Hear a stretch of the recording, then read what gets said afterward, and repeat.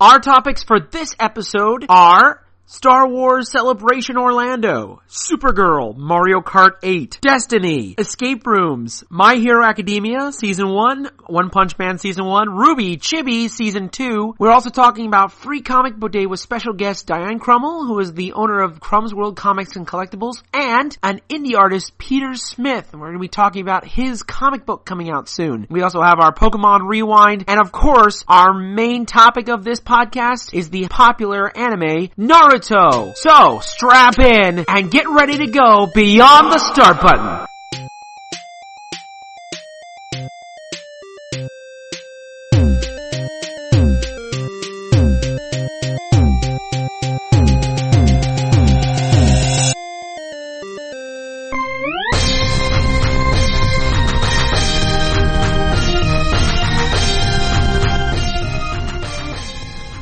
Hey, arcaders! UberNerd527 here, along with the Sasuke to my Naruto, the K2SO to my Cassian. Yeah, that guy. Danny, the ultrasonic player! Woohoo! Hey, how's it going, everyone? Welcome to the Beyond the Start Button podcast. This is the podcast where we give you a look at nerd life through what we are passionate about. Whether it be movies, TV, video games, anime, whatever you think of, we talk about it here on the podcast here. And of course, we're part of the Arcade Archives network, the arcadearchives.com, where you can see all kinds of read all kinds of great articles, watch great videos. We have webcomics, all kinds of things on the website, so feel free to check those out. Again, at thearcadearchives.com. We have a really great podcast for you guys today. We're going to be talking, our main menu today is going to be about Naruto. Just recently, Naruto Shippuden just ended. And they're going into Boruto, which is Naruto's son. We're going to talk a little bit about Naruto and his kind of impact on us, even here in the West. We're not even going to talk about the East, about Japan, where it's from. We're going to talk about how it affected us here in the US of A here, and just how much of an impact this had on a lot of different people. We're also going to have a special guest here in the studio as well, so that person will be joining us here in a little bit. We wanted to get started with we're going to be going over Press Start. We're going to be talking about a whole bunch of stuff here in Press Start, including Danny, the ultrasonic player's trip to Star Wars Celebration Orlando. Yes. The force was strong with me that day, that's for sure. Yes, it was. And of course, then we're also going to be we have a special segment in Press Start today. So just recently, it was Free Comic Book Day. And Free Comic Book Day is kind of like it's like Christmas, but for comic book stores. Big time. And you get free comic books. A lot of local businesses have all kinds of events and things that happen. So I traveled to Krum's World Comics and Collectibles in Winter Garden, one of the friends of our show here. I talked to the owner, Diana, about the Free Comic Book Day and about, what that means to a comic book store and what you do in the comic book store. And then I also have a really cool interview with Peter Smith, who is a artist and a indie comic book creator, also a tattoo artist. He's going to talk a little bit about his book, The Tales of Zelaria, which it's really cool. All the artwork in it looks really neat, but we'll talk about that a little bit later on in the show. So, I think it's time to get this party started. What do you think? I think it's time we begin the party right now. So let's go ahead and press start. Again, for those of you who have never listened to our podcast before, Press Start is a segment where we just talk about what we are passionate about this month. Now, our podcast is a monthly podcast, so we just talk about what we are passionate about this month. I think I'm going to head it off with Mr. Ultrasonic Player. Why don't you begin with what were you passionate about this month? Quite a few things. Now, to start off with, we, of course, as you probably said just a few moments ago, the big thing for me for this one was that I got a chance to go over to Star Wars Celebration Orlando. Yes, this is actually my first foray into an actual convention that is Star Wars related. And boy, was it amazing. Now, I was only able to go one day, but still, that one day was definitely worth going to. Just being able to go in and just breathe in the entire atmosphere and really feel the force, so to speak, at that place. It's something that you have to really experience to really believe it. I mean, that's really what that's the best way to put it. Now, I did not go on the first day of the convention, which was probably a good idea because, as I'm sure most people had heard, there were crowds and just traffic in general backed up to who knows how many miles. But the entire convention was just lines all around the place. It was insane. However, though, that being said, everybody was having a great time, and when I got a chance to go in, and this was actually on a Saturday, I was able to really get a chance to see all kinds of things. Chief among them being the folks from I believe they call it Saber Forge, or basically they're a group of Star Wars fans who actually practice martial arts via the ways of the lightsaber, if you will. And so they were doing a little demonstration just out front, which was really nice. And then right after that, the Lego models. And man, I'm telling you, if I had a big enough house, I would probably need just one room dedicated to nothing but Star Wars related things, complete with glass containers, because there were, you just about every single thing you could think from the Star Wars universe. Everything, it was pretty much Lego, it was done Lego style. You want the Millennium Falcon? They got the Millennium Falcon. You want the battle just above the Sarlacc pit? They have that. TIE fighters, X-Wings, Jedi Starfighters, you name it, they had it. They even had, and this was going further into the convention center, they even had a small, one of those rotating shelves where they had just about every single Lego figurine you can think of. Every Star Wars Lego figurine. You name it, they had it right there, and it was all in one nice little rotating mishmash, and that was a really nice touch. And to name also a few highlights for myself personally, I was able to get not just one, but two figurines from the Star Wars Black Series, and they are none other than Kanan Jarrus and Ahsoka Tano, both of which, from my understanding, are very, very difficult to come by. Or at least not without coughing up a pretty penny. But I was able to find them, and that was like, yes! And it's funny because I never really thought of myself as a toy collector. Or at least not for the longest time, because I was always the kind of person who, even as a little kid, when I would find a figurine, I would take it out of its package and just play with it. But I have to say, starting with these two Star Wars Black Series figurines, I am now officially a figurine collector as of now. Now there's still a few more things to get from the Black Series anyway. Not too many, of course, but just a few. But once I have them, then I'm like, okay, my Star Wars Black Series collection's complete. And of course, another big thing was that I was able to meet none other than Buffy the Vampire herself, Sarah Michelle Gellar, whom, as Star Wars fans know, is the voice of the Seventh Sister from the Star Wars Rebels. So that was pretty cool. And just getting an autograph from her, I mean, just wow, and she's another one of those actresses who just doesn't age. It's like, and if she does, she ages so gracefully that, oh my gosh, But still, those two things were really the big highlight of the thing. As well as just walking through and seeing certain things, like, of course, like the Nissan Star Wars thing that they were doing. There was a Star Wars show, I can't remember the name of it, but they had like this raised stage, and they were just bringing some celebrities and so forth in and talk to them. Fortunately, I was not there when they were talking with Forrest Whitaker or even Felicity Jones, but the fact that they brought them on there was a really nice touch. And one thing that I found very interesting, I'm sure a lot of other Star Wars fans did too, was the fact that not only were they able to bring Harrison Ford in for a few of the panels, or at least for one of them for the most part, but also the fact that they even brought in Dennis Lawson, aka Wedge Antilles, that they brought him in because he had not really been to a Star Wars convention at all, or at least my understanding of it, that he never had been. And also, the really big surprise to me, to name one of many, was the fact that they even brought in Hayden Christensen. That's right. Anakin Skywalker from the prequels actually was invited to Star Wars Celebration Orlando of this year, and he actually came. He actually accepted the invitation and came along. The fact that when he was doing a panel with Ian McDiarmid, who played the Emperor, he got a standing ovation. Now, bear in mind, there had been a lot of fans who had given him a lot of flack over how he portrayed, the character in the prequels and all this other stuff. But let me tell you, you know what? Again, as Mark Hamill himself has also said about the prequels, the dialogue that Hayden Christensen and Jake Lloyd and Natalie Portman and all of them were given was not their fault, and that they did the best they possibly could, and they did exactly what George wanted them to do. But the fact that Christensen was given such a standing ovation really shows that a lot of fans have come around and are starting to realize just that his portrayal of Anakin Skywalker was just as meaningful as other people's portrayal of the other characters from the prequel trilogy as well. And of course, the fact that, the Clone Wars animated series followed, the prequels very closely only amplified that more.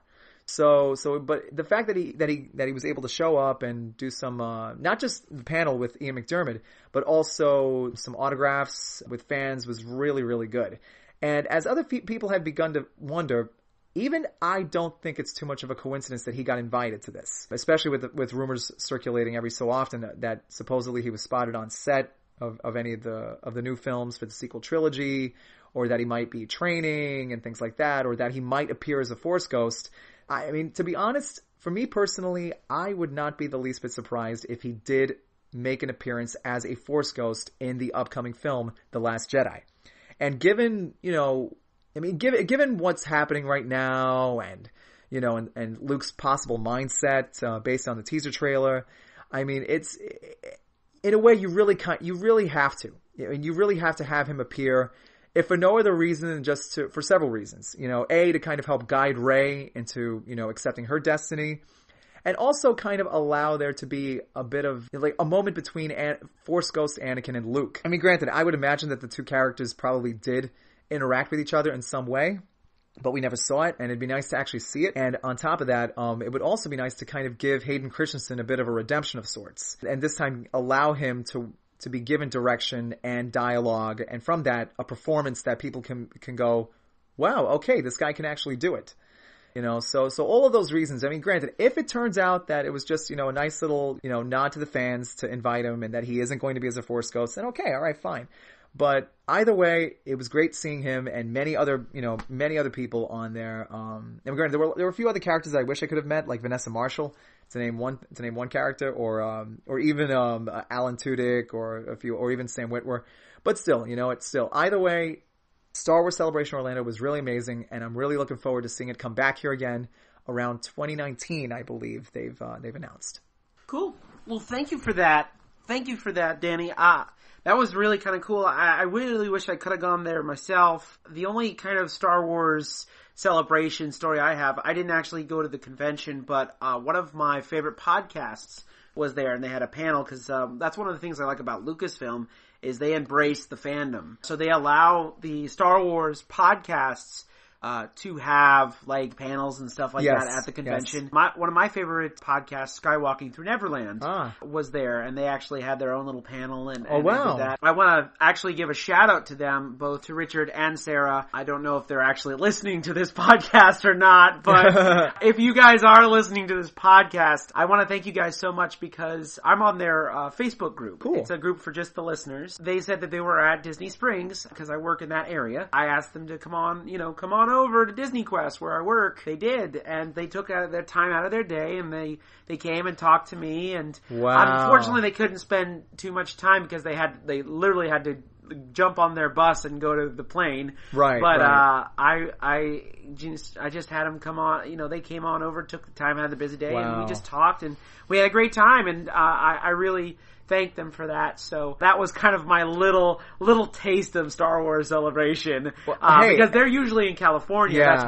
That's where they record from, because they live out there in California, and they're husband and wife couple, and they do this podcast. Right. It's really kind of cool, because it's a mixture of both Disney and Star Wars, and also because Richard is actually one of the vintage Star Wars fans, as he likes to call them. He was there when the original was in the theaters, and all that stuff. So I'm guessing he has some of the Kenner Star Wars figurines. Yes, he does, and he's a big fan of the Star Wars holiday special. So, but yeah, so I want to thank them very much for that, and for coming by and saying hello and talking, and we just had a great time. So Thank you, Richard and Sarah, for that. So, anyways, well, let's continue on with everything else you wanted to talk about. So, what's the next thing you wanted to talk about? Yeah, the next big thing is actually I just finally was able to sit down and watch the pilot episode of the Supergirl TV series, season 1. I have not, because of my schedule, I have not been able to really sit down and watch anything TV related these days, but I was able to clear some time and actually watch the series starting with the pilot episode. And I have to say, it's a nice new take on the mythos, and of course for those who've seen the pilot episode, you already know. There's definitely some familiar faces from previous incarnations of the Superman saga. Now, granted, in my case, I am very late jumping on the bandwagon, about a season late, but that's okay. I'm pretty good at catching up, and hopefully I'll be able to see more of that. And I have to say, granted, because up to this point, my version of Supergirl, there have only been 3 versions that I've seen before this show. And that was, of course, the Helen Slater from the 80s. Mm-hmm. There was, of course, the DCAU version, or Timverse version of Supergirl. Mm-hmm. And, of course, Laura Vandervoort. And I do apologize if I'm butchering that name. Sorry, Laura. If you're listening, it wasn't my fault. Who, of course, most people know from Smallville. Yes. To name one of the many shows that she's done. I know she's done another one on Sci-Fi called Bitten, I think. Or it involves werewolves. But anyway, those are my only exposures to Supergirl. But with this new series, what I really like about it is that you pretty much have a character who also is struggling to find her own path, and with the help of, her supporting characters and just through her own experiences, she's able to do that. And I really got to credit both the writers and especially Melissa Benoist for really bringing that out. And I'm really looking forward to seeing future episodes and just checking that out. Very cool. All right. And what else do you have for us? You have one more item for us today. Yes, one more. And I think we're going to both talk about this real quick. Yes. Actually, I have 2 more, but we'll start with this one. Mario Kart 8 as... No. You got to say it right. Oh, that's right. Mario Kart 8! Woohoo! Oh, that's it. Okay. Yes, I had forgot about that. Yeah, I guess I'm the Luigi to his Mario, I suppose. But yes, Mario Kart 8 just came out on the Switch. So I've been had a chance to play it, and it is amazing. Now, granted, for me in my case, I was not able to purchase the original Mario Kart 8 for the Wii U.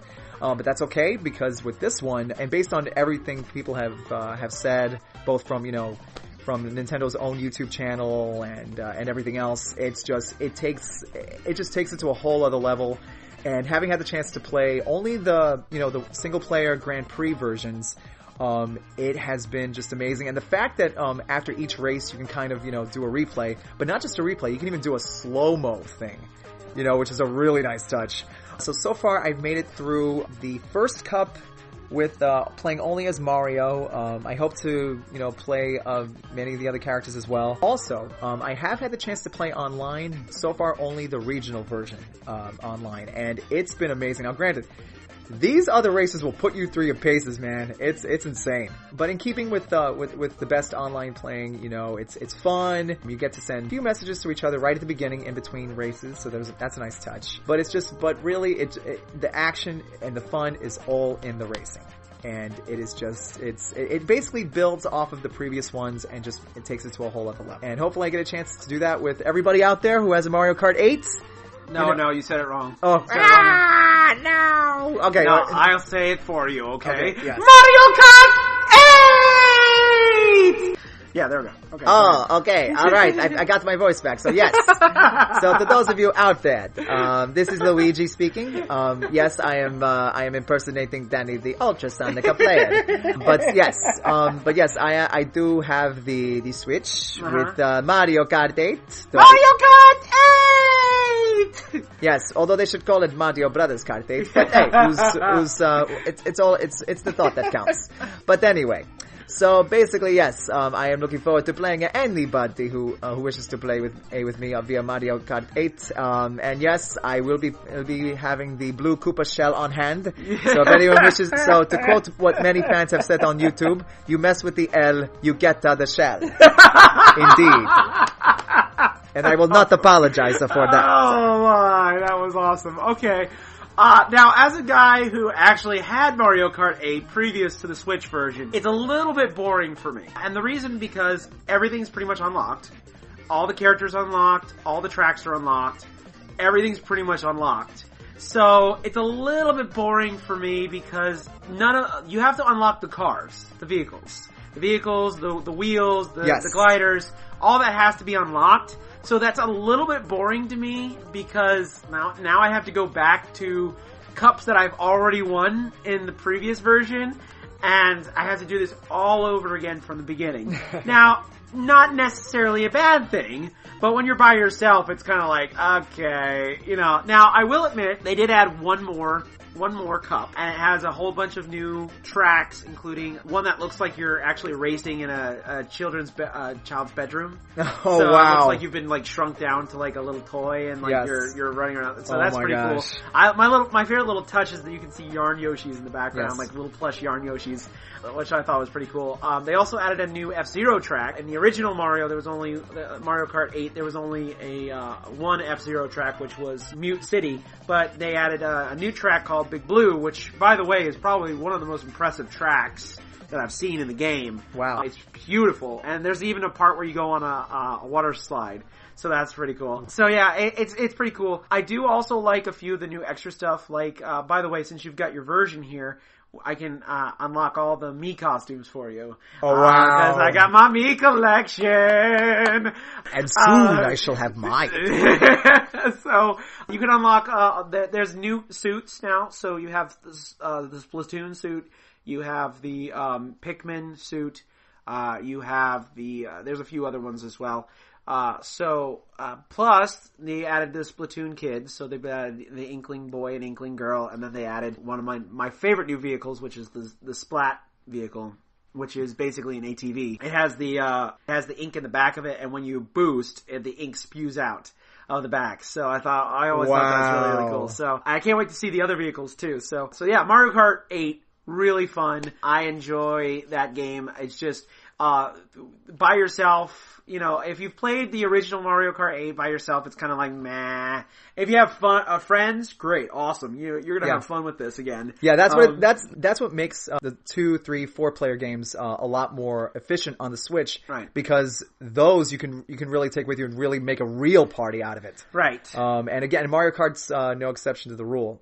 Now, I don't know if they retained there used to be this option in the original Mario Kart where you could upload your races directly to YouTube, and I don't know. I didn't see that. Really? Huh. Yeah, I didn't see that in this version, so I don't know if that's still in there, but I'm not so sure either. But then again, I only know that you can take, I guess, screenshots. Yeah, you can take screenshots, but that's about it. And it records some of the videos. So I mean, you can't use the videos, but you can. Yeah. So, anyways, that's Mario Kart 8. So you got one more thing for us. What's your Yes, I do. Thing? And this actually just came up as we were talking. Of course, for all of you Voltron fans out there, yes, Season 3 has been announced. Woo! And yes, they did do a trailer at one of the cons. I can't remember which one it was. So sorry. But but yes, Season 3 is coming down the pike. So hopefully at some point, sometime this year, they should have it out. Now, as to for me, right now the only thing we can do is speculate. But I'm willing to bet that given all the stuff that's happened, starting from Season 1 all the way to the end of Season 2. Spoilers, yeah. Spoilers, I'm not listening. I'm going to close my ears. But what I will say, again, so if you want spoilers, you'll have to watch the episodes. But what I will say is that based on everything that's happened thus far, I have a feeling that the fight probably is going to be taken to Earth. I could be wrong, but that is my speculation. That is my theory. Because what I will say about the previous 2 seasons is that these fights have been against Zarkon and his empire. It's been taking place over in outer space and in other worlds. But here's the thing. As of this moment, Earth still is kind of they are not involved in the fight thus far. But I would not be the least bit surprised if the fight ends up being taken to Earth. And will that happen? We don't know, but that's my speculation. And of course, at this point, you really get a sense that the stakes are just going to get even higher for our heroes. But again, that's what makes it interesting. So I'm looking forward to it. So those are my 4 things. I have not seen said show yet. I hear it's good. Yeah, it's on Netflix. So I hear it has some of the same writers as Avatar: The Last Airbender. Yes, and I believe the same animation. Yes, the design aesthetic is very similar to Avatar: The Last Airbender. Airbender Good. and Legend of Korra. Okay. So yeah, and plus, and again, one of the producers was from those two shows. Right.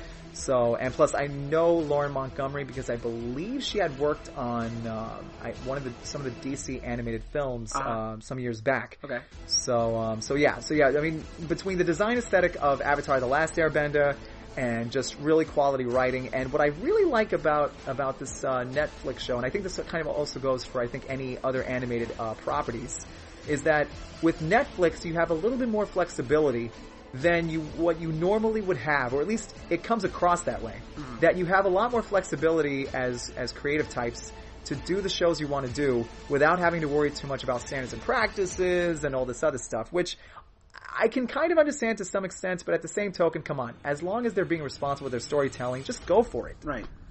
I get that. So I'm excited to see Voltron. I remember when I was a kid, I used to watch Voltron. Now I don't remember anything about Voltron. It's like it's Thundercats. Okay. I don't it's either. like Thundercats. I remember watching Thundercats, but I know nothing about Thundercats except for that's the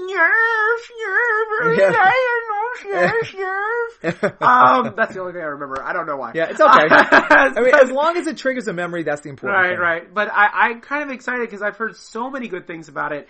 You've been raving about it. Our friends at the Reasons I'm Broke podcast, both Daniel and Kelly over there have been raving about it. So I really want to see it myself. So hopefully I'll get a chance to see it. But, that would entail having internet. Yes, or at least some way to get to Netflix. Right. All right. So I think it's time for is it my turn? Yes, it's my turn. It's my turn. So I get to talk about things now. I'm so excited and, all right. So here we go. And, man, what am I going to talk about? I don't even know. Collect your thoughts. Collect my thoughts. All right, I'm going to think now. I'm thinking of something to think about. I'm thinking about, I don't know what to think about. Cheese. I don't know. Cheese. Pepperoni. Cheese and pepperoni. Cheese and, well, it's probably because we had pizza just last second ago. But anyways, so, wait. Did you feel something? I think I felt some disturbance in the force. No, more like a streak, like something streaked right by here. Though I didn't hear the door open. I think. Wait, hold on. Who's that behind? Oh, wait! Diana-saur! Our special guest is here! Yay! Yay! Time. Alright. Wow, I didn't know you knew how to transportation jutsu. That's right. I've been studying by watching a lot of Naruto this week. I'm not doing dishes or anything else productive. Well, well, Diana's here, so why don't I will hold off on my stuff and I'll let her talk about her stuff. So, as you know, we here at Press Start, we talk about what we're passionate about for the month. So, what are you passionate about this month? Oh, probably cheese. Cheese. Yeah. You know what? That's probably just because I had pizza a few moments ago. Right. It's like we all had it together. Yeah. I mean, I stole some while you weren't looking. So, Well, ninjutsu. That's right. Yeah. Come to think of it, that does explain why there were a few more slices missing from the box. Okay, I was the pizza guy. That's right. Oh my gosh. That explains it. No wonder the delivery guy looked familiar. Oh my gosh! Plot twist no jutsu! Oh! So, yes, transitioning to things that I'm actually passionate about. Yeah. So, I lead a youth group, and collectively we are all passionate about destiny and space magic. Space magic. Whoa. Whoa. That's deep. Yes. It's very, very deep. Whoa. Yeah, Destiny is a really cool video game where you can play online with everybody. Danny's nodding his head like you can totally see him on the podcast. Anyway, so I play as a warlock. There's Warlock, Hunter, and Titan, and, all my kids, they all have different characters or whatever, and so it's a really cool team aspect in that game, and we just defeat giant enemies, and basically the whole point of Destiny, now that I think about it, is to get better and better looking with all the loot drops. Oh, okay. So it's like an MMO a little bit, stuff like that. I've heard of it. I've heard people talk about it, and I know it's made by the same guys who gave us Halo. That's right. So Bungie. But I haven't actually played it myself. But I heard it's really, really cool. So, Is it first person, third person? What kind of game is it? There's a little person on the screen and it dances. Yes. Oh! Well, that's now what the basics you bought for. Yeah.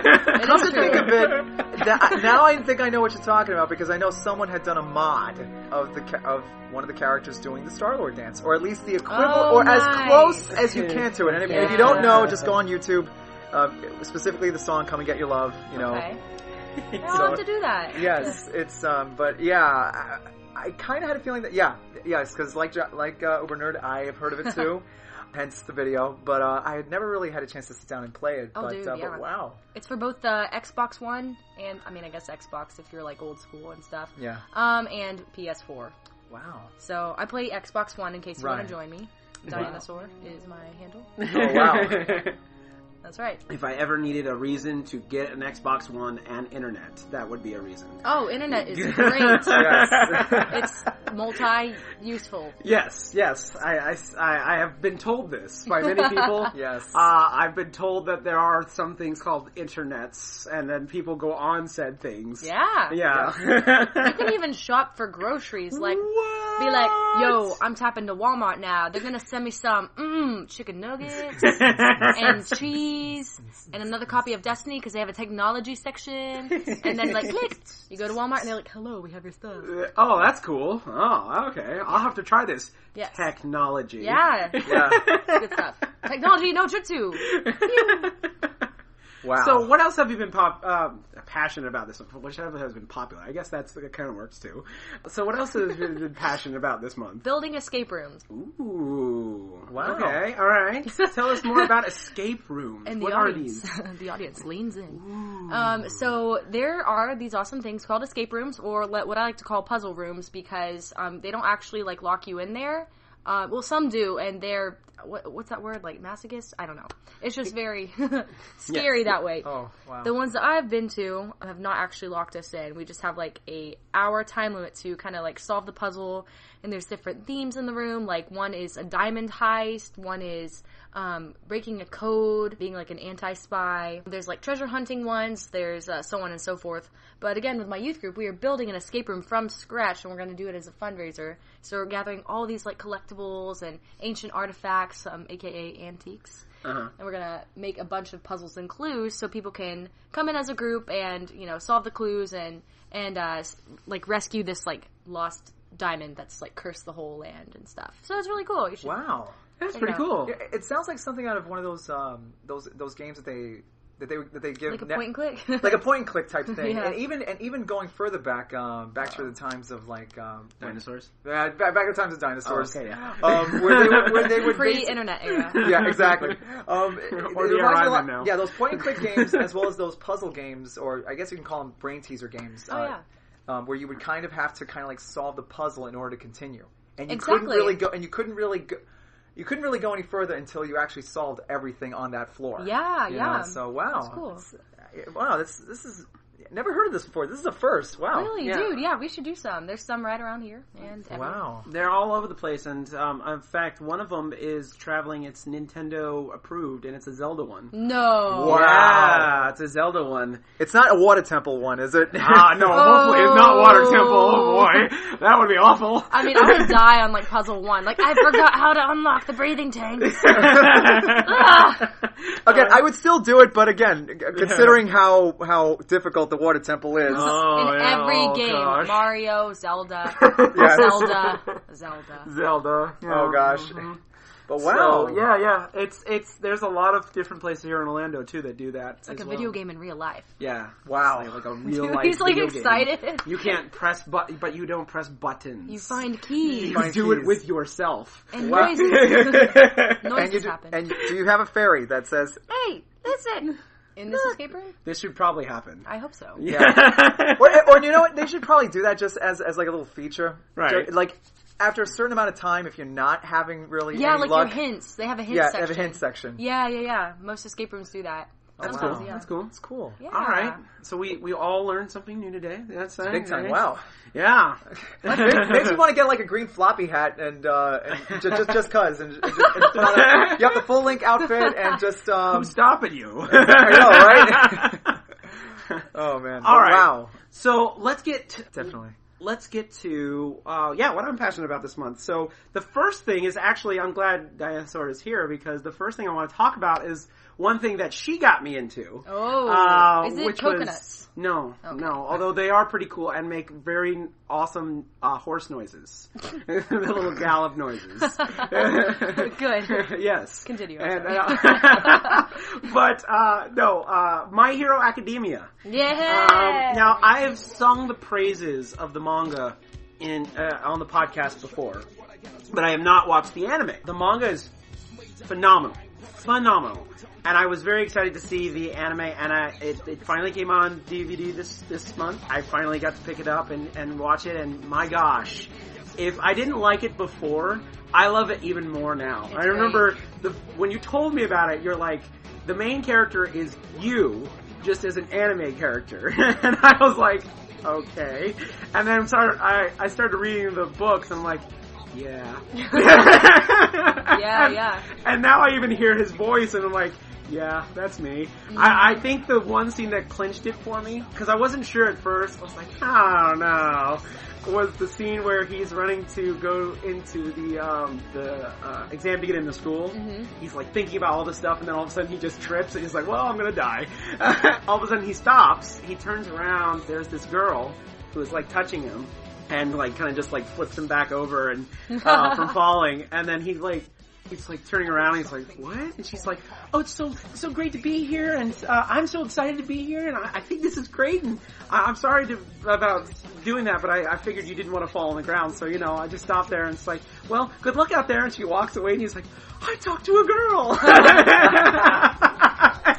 And on the screen it says, no, he didn't. He did all the talking. I'm like, yeah, that clinched it. That was it. Yeah. Yep. So, but it's such a great story. For those of you who haven't listened to our podcast before or haven't heard anything about this show, My Hero Academia is kind of a complete 180 from most superhero shows. Whereas usually superheroes are the minority in a world, and normal people are the majority. Yeah. This is flipped.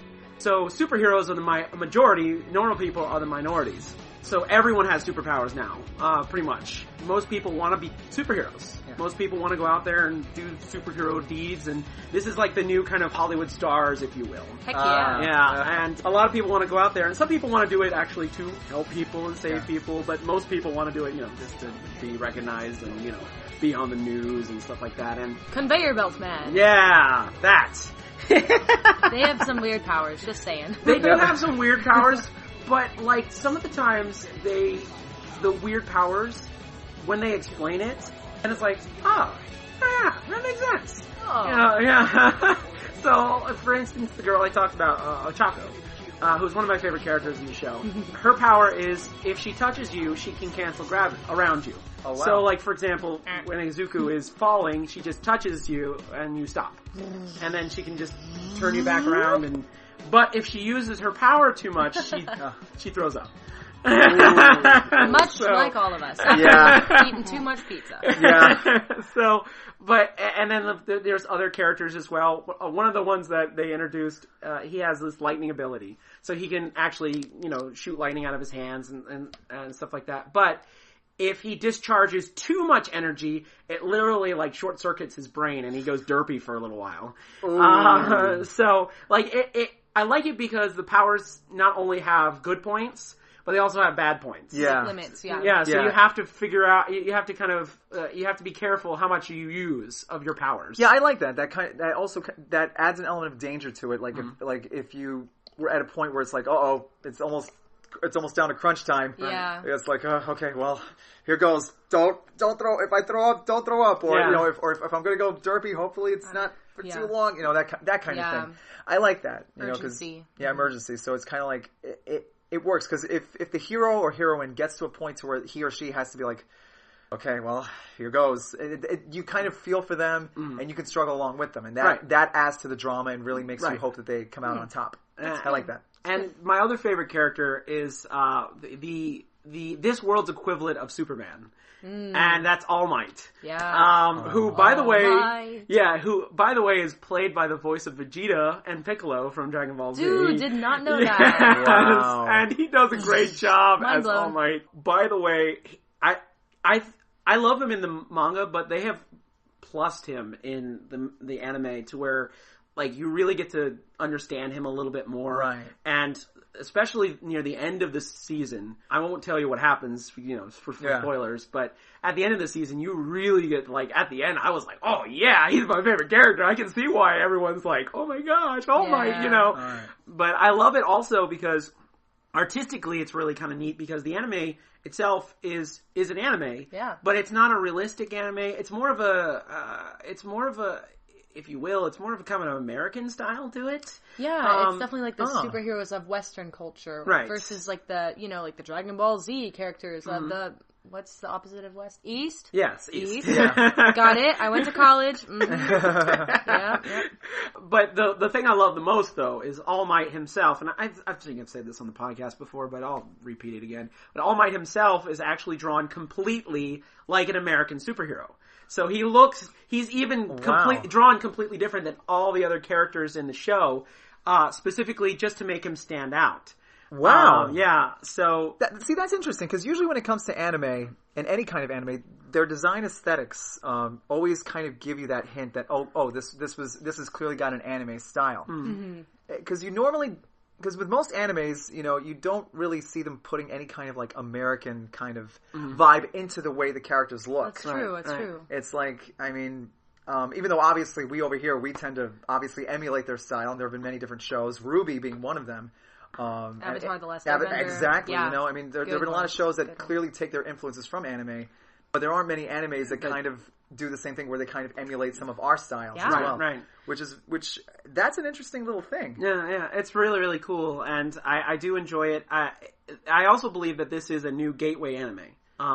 For most of us growing up, that's a good point. Dragon Ball Z, Sailor Moon, stuff like that. That was our gateway. This is I think this is even a better gateway than those shows because, Dragon Ball Z, Sailor Moon, very steeped in Japanese culture. Very much so. But this is basically what's popular in America right now. This is superheroes. Yes. Yeah. And it's not much different than the superheroes we know, X-Men.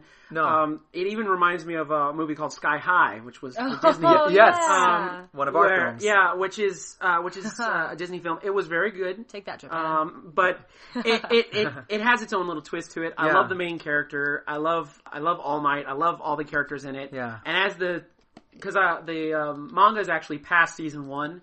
In fact, I'm pretty much if you would do equivalent, I'm actually pretty much near the end of season 2 in the manga. Right on. So I've gone past it. So you can actually find out about all the different characters. One of them I think is really cool. She looks like an alien. She's usually she's like pink. Oh, the pink she one. Has all her powers were based off of the movie Aliens. Oh. So she can spit acid and Okay, that's actually really. I never like made that connection. I'm like, I feel so sorry for that girl. Why does she have that power? do you want another mind blown moment? Well, let's have it. Okay, that character in the anime is voiced by the girl who played Sigourney Weaver. No. Oh. Full Metal Alchemist. Winry? Winry. Yes, she's voiced by Winry. Yeah. Oh, shoot, I forgot her name, but she's awesome. Caitlin Glass. She She is really cool, and hearing her voice come out of that character, I was like, oh, that's a perfect fit for her. Oh, nice. So, yeah. But yeah, that's one thing I love about dubs is that, yes, they use the same voice actors over and over again, but I know the voice actors, and I know that I'm going to get a good show through that. So, and on the flip side, the next thing I wanted to talk about was One Punch Man. Oh yeah, which is another superhero anime, but this is a completely different because whereas My Hero Academia is more drama, serious, but there are comedy elements to it as well. Yep. One Punch Man is completely comedy with just little bits of seriousness. Yeah, I heard it was actually a superhero like manga to make fun of all superheroes. Yes. With just like, hey, I'm going to defeat you with one punch. Wow, that was a challenge. Yeah, it's basically that's what it was. It started off as this guy did this like Twitter comic. And so he did this Twitter comic, and then there was a manga artist who saw this and was actually a big fan of it, and was like, I want to help you make this an actual manga. And he's like, okay. Wow. And so that's how it got started. And honestly, the original creator's drawings were yeah. They needed help, and that's why he offered. His writing was good. His writing was good, but writers should be writers. And but One Punch Man, the anime, My Hero Academia, I would generally say it's probably anyone over the age of 10. With One Punch Man, it's more.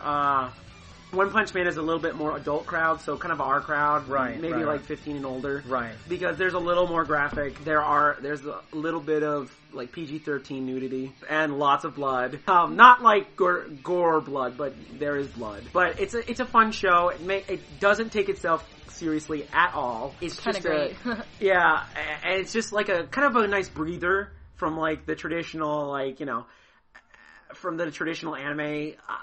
There's not really many comedy animes that I've watched and enjoyed, but this is definitely one of them. Yeah. Because again, it does take that whole superhero trope, and it's completely nonsensical, and it doesn't there are some things you're sitting there going, I don't know how that even works, but okay. It's enough of a story to keep you watching. Right. Like there's shows that comedy anime like Bo Bo Bo Bo Bo Bo, JoJo's Bizarre Adventure. Actually, I don't know if that's a comedy or not. Gintama, I don't really know how to say it. But there's all these ones where it's just like nonsense happening. You're like, what am I watching? Right.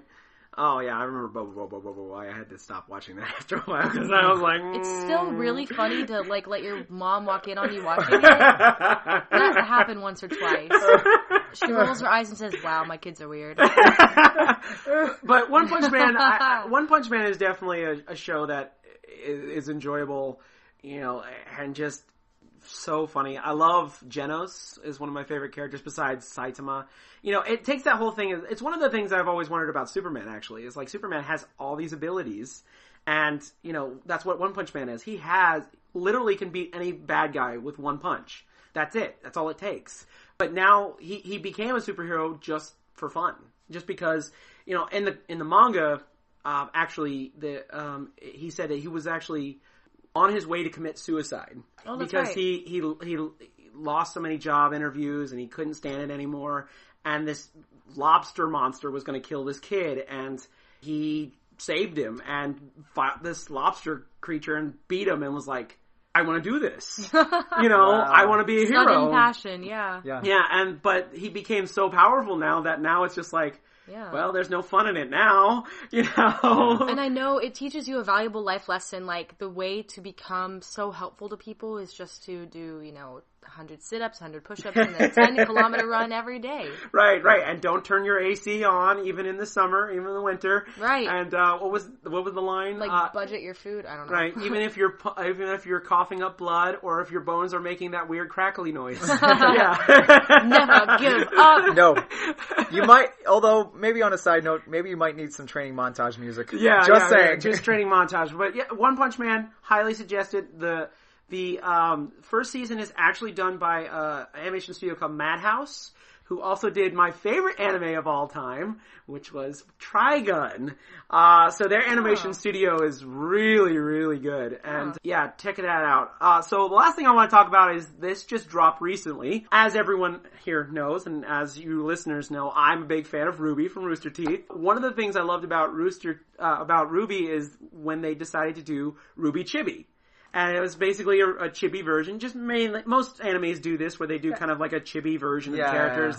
Just kind of have fun with the characters. Yeah. Well, they did a whole complete separate series with the chibis, and it was amazing. It was so funny, and there were some episodes that you could watch, and even if you didn't know anything about Ruby, you could watch it and enjoy. There were some things that actually were connected to the show, so you had to kind of watch it, and we'll spoil everything if you do, but they dropped the announcement trailer, and they did it the best way possible. So there's this one character in the show, her name is Penny, and Penny is... That was cute. Again, spoiler alert, Penny is a robot. What? She's not a penny? My God. My money back. So it shows Ruby, it shows a chibi Ruby, and she brings this big giant present, and it says season 2 on it. And she opens it up, and there's Penny in like a little toy box. And she's like, oh my gosh, I've always wanted one of these! And she's like, I need batteries! And she runs to find batteries, and you can see her like dashing through the background, trying to find batteries. And as she's doing that, Penny turns on, and she's like, salutations! Mm-hmm. And she's trying to get, Ruby's attention, and finally Ruby's like, I'm trying to find batteries for Penny.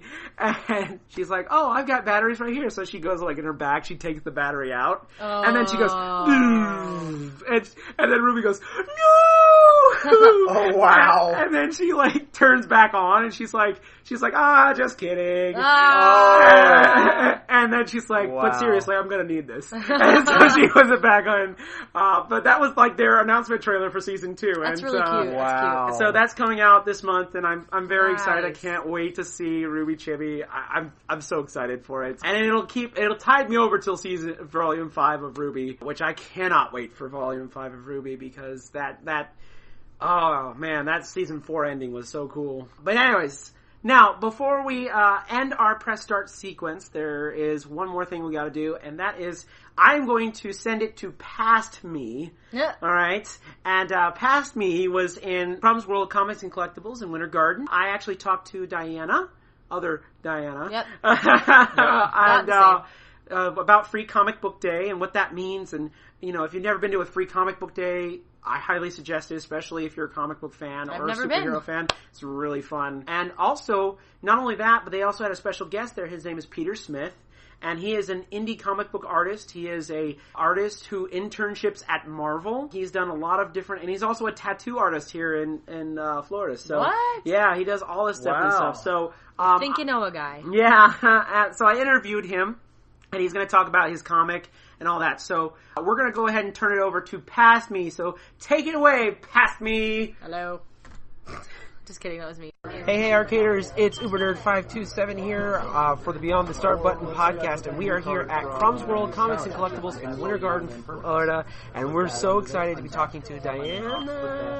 Hey, everybody, say hi on the podcast.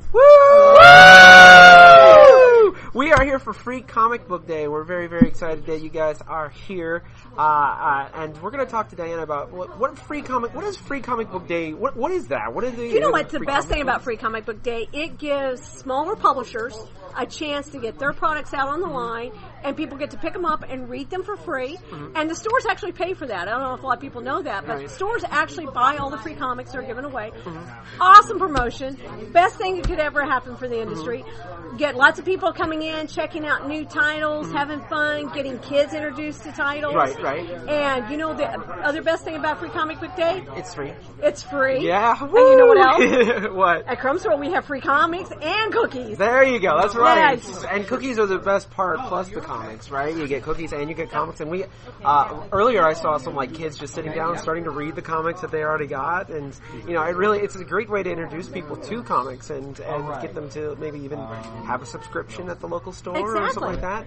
So what besides Free Comic Book Day, you do all kinds of fun little activities and in most of the cases we have costume contests. Kids come in. We try to encourage people to embrace the day. So give extra rewards for wearing a costume. Mm-hmm. Give extra rewards for wearing a Krum's World shirt. Uh-huh. Introduce them to things other than just comic books, toys. Mm-hmm. Here at the store we also do slot car racing, HO scale slot car racing, which is pretty exciting. Everybody likes to race a car. Right. And then local artists. One of the coolest things for us is that we get the opportunity to host local artists. Mm-hmm. And today we have Peter Smith with us, which I think you're going to meet a little bit later. Mm-hmm. And he's phenomenal. He's also a tattoo artist. Mm-hmm. And he does my favorite things. He does horror stuff. Oh, that's cool. Yeah. Because I saw he did the alien, the xenomorph. Oh, the xenomorph. Yeah, he did that for my birthday. That was really cool. So anyways, but great. This is a great place to come if you haven't been in Winter Garden. If you haven't been to Krum's World, I highly suggest it. It's really, really cool to be here. Anything else you want to throw out about Krum's World, about the store, about? Well, Monday nights we do slot car racing. So the track is open for free test and tune on Mondays from 4 on. We stay open until 9. We get our new comics in on every Wednesday. You can order something and we can pick it up for you and bring it in. So if you can't find it, if you're looking for that last minute gift, run into a birthday shop, whatever. We got all kinds of little things. You know, you can come in the store and spend $10 and feel like you're really happy when you leave, and that's what we like. Right. We do open gaming on Thursday nights, board games. So, and we do Magic on Friday nights, like most people. And then every Saturdays and Sundays we do different events as they come up. Cool. Awesome. And I know that I'll probably have to get my wheel luggage to bring all the comics that I just bought. So I'm sorry about that. You know, last time we saw you leave, you had a backpack full of stuff. Yeah, I had a backpack full of stuff, and then this time it's the luggage, and eventually I'm going to have to get a semi, you know, one of those things. You know what? I think they need to make a comic box. It's a remote control RC comic box.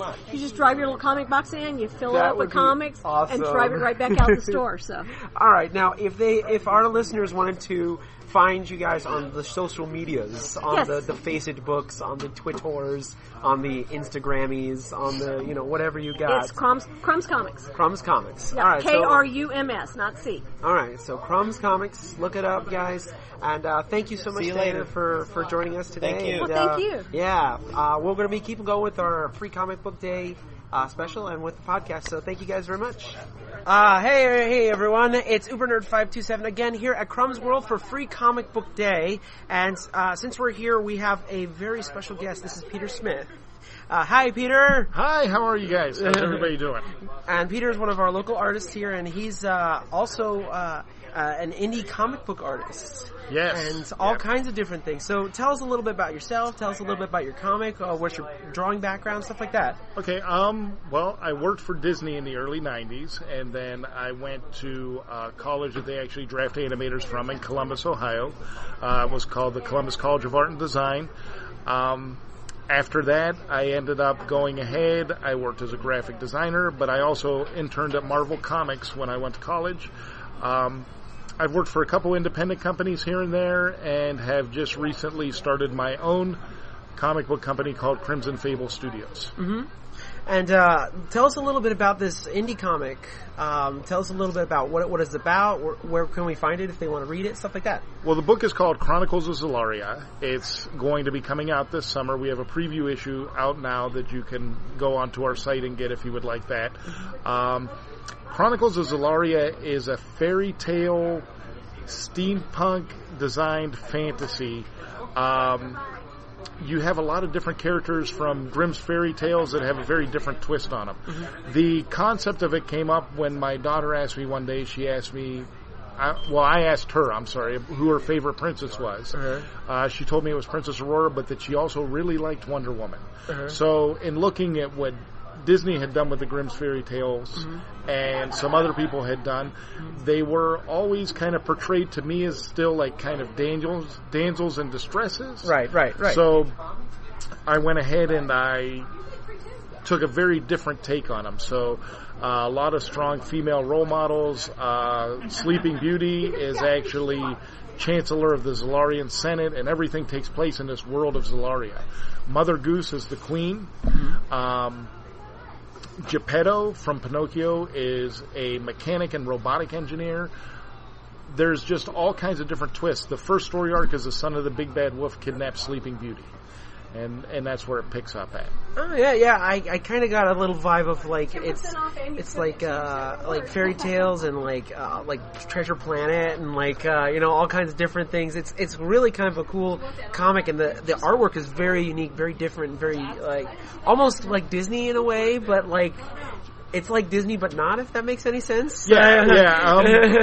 I'm a big fan of Disney artwork and animation, and going to a school that they actually draft animators from, you definitely get a lot of training in that area. So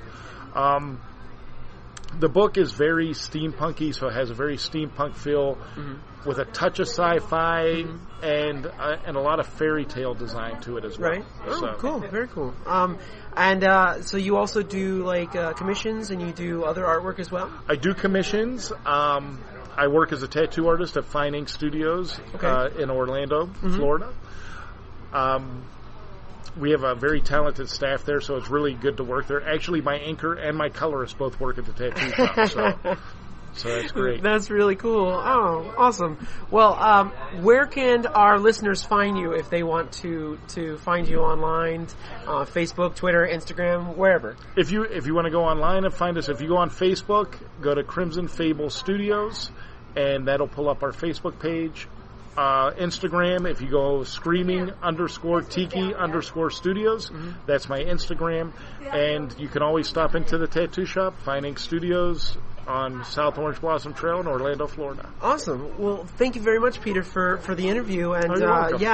please check out his artwork. It's really, really great.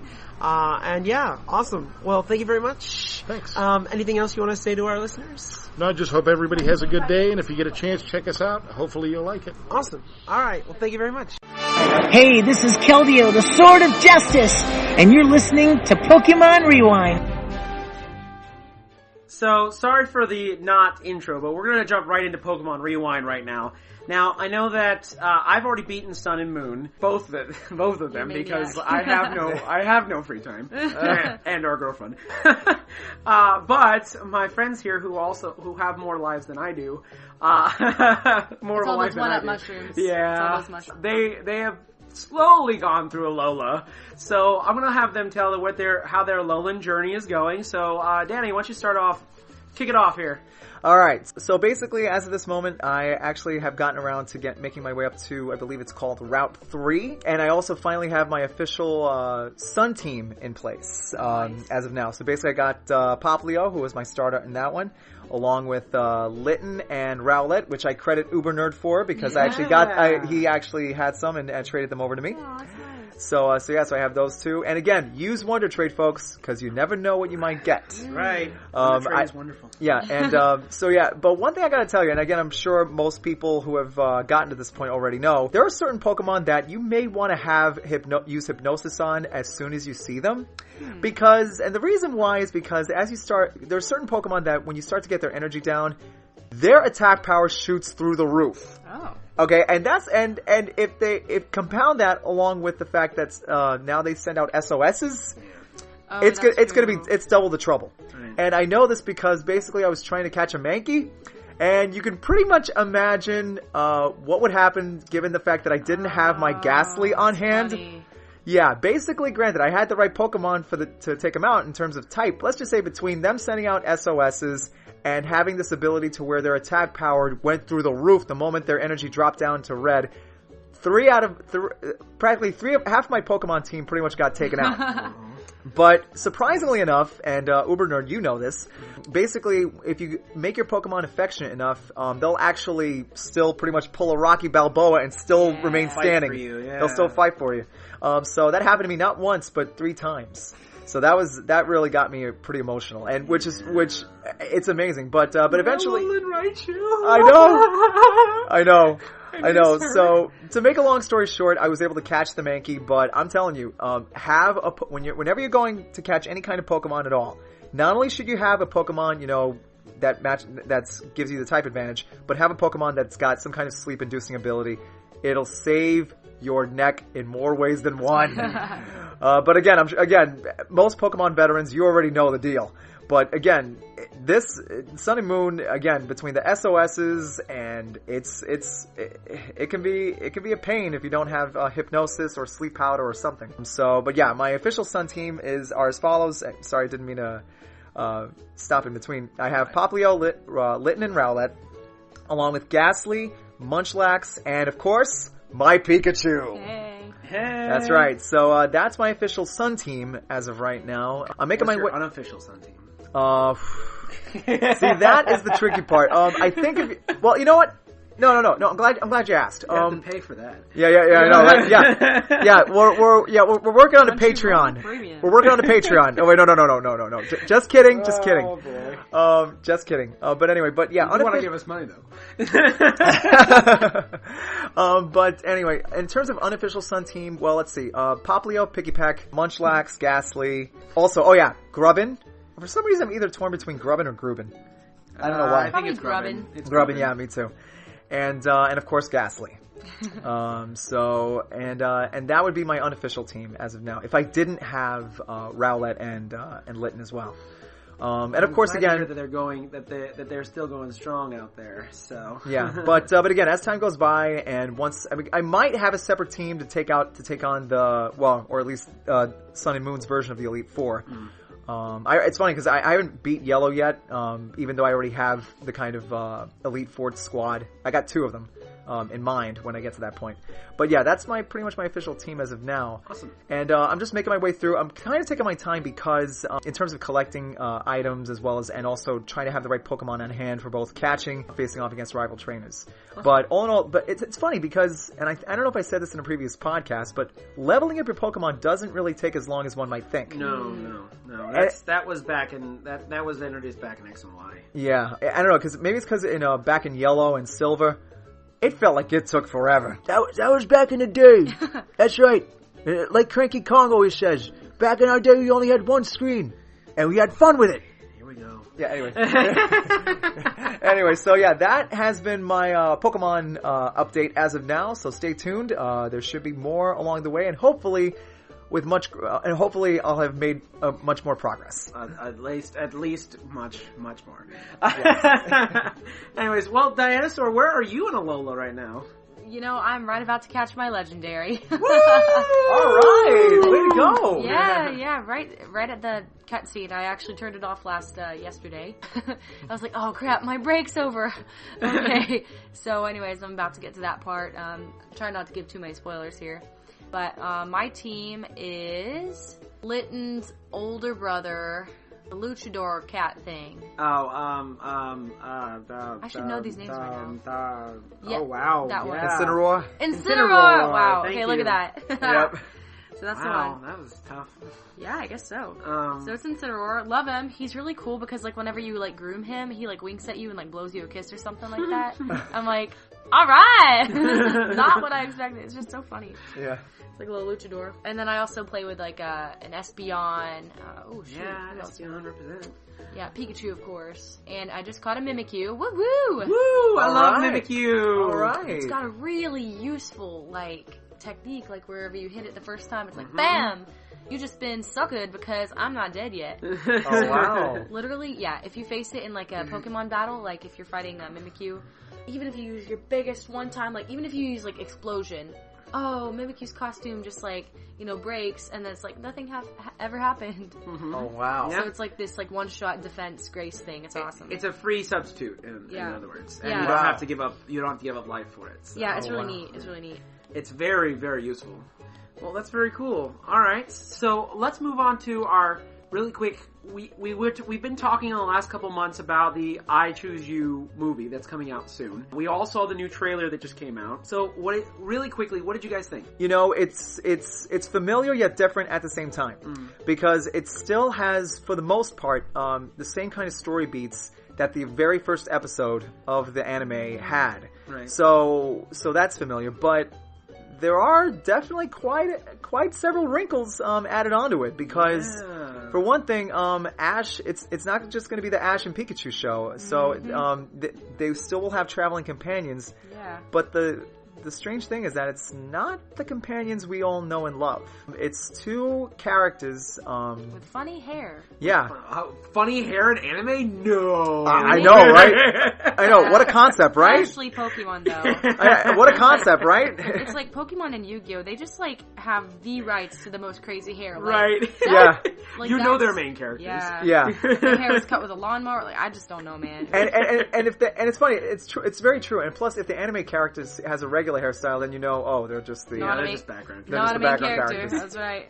No, not knocking Joey though. Not knocking Joey Wheeler. We do see the new Pokemon, which is Marshadow. Yes. So we do see that Pokemon for a little bit. I can't wait for that. That's going to be a cool Pokemon. Oh, I was wondering. I was like, did I miss a generation of Pokemon or something? No, this is it's the new. It's okay. Mew, you wouldn't be alone. if you will. Yeah. I missed a few generations too. Okay, gotcha. It's the new Mew, if you will. Huh. So it's going to be added on to Sun and Moon. Nice. 2. Really? So Wow. yeah, I'm excited for it. I'm a little weirded out that Brock and Misty don't show up. I mean, of course, Team Rocket's there. Yep. Of course, I do like seeing Ash in his original costume. That's kind of neat. Yeah. But except for the hat, though. Did you see that? It's like Pokemon League. Just kidding. It's a soccer swoosh. Whew, sponsored by Nike. Yeah, you have to wonder. Okay, I'll be shocked if they actually put a Nike advertisement for that. I know they had some problem with the original hat because it really? kind of looks like the Nike swoosh. Roxy. What is it? really? Roxy? Roxy? Looks like the Billy Bong or Roxy or what it's Yeah. called. No. But yeah, it looks kind of like that wave. What nerds pay attention to Yeah, I brands know. like that? Come on. But I will tell you that it looks exactly like it. That's why we have a problem. That's probably why they changed it. Oh. And also to kind of put it in line with the other hats that he's had in generations previous, and of course Sun and Moon, which is a great segue to our last point for Pokemon Rewind, which is that Sun and Moon is going to be officially starting on Disney XD on May 13th. So if you haven't seen it yet, I highly suggest it. It's a little bit more... It's less serious this time, a little bit more comedic. Like Bobobo. Bobobo. Right, Bobobo. So it's a little more comedic than usual, but at the same time, and also the art style is different. It's a completely different animation studio, but it still looks really, really cool. I mean, the first episode has this really cool shot of Pikachu learning the Z move, and then it shows Pikachu doing this punch, and it like... Pikachu pulls his fist back, but it's... Please tell me it's Hawaiian punch. Yeah.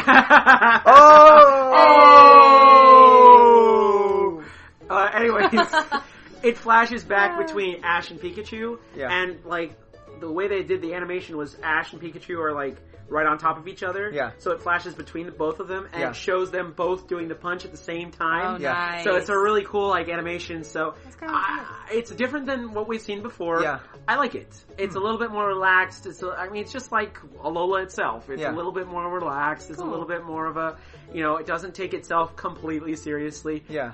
We do get our first glimpse at Team Skull. Oh man, those Team Skull heads. Yay! Wow, I could just imagine the banter, or like what Ash is going to think when he sees this. Like, And we already know. Spoilers if you didn't already know, that Team Rocket is getting a Mimikyu. Yeah. And this Mimikyu hates Pikachus, so... Oh boy. Yes. Oh and apparently a Meowth is actually going to see what Mimikyu actually looks like under that costume. Oh dang! Jealousy. So yeah, we're excited to see Sun and Moon. I've seen the first 2 episodes, very, very good. Highly suggested. Team Rocket wasn't even in the first 2 episodes, so there you go. Well, I want my money back. Eventually they'll come back. You know they're gonna be there. Eventually. Yeah. Anyways, so that's great. So check it out. Disney XD is where you can find it now. All right, and now the moment you have been waiting for, and now it's time. Believe it, to talk about Naruto. Hey. So let's open up our main menu. Don't underestimate me! I don't quit and I don't run! You can act tough all you want! You guys aren't gonna scare me off! No way! I don't care if I do get stuck at the Genin for the rest of my life! I'll still be Hokage someday!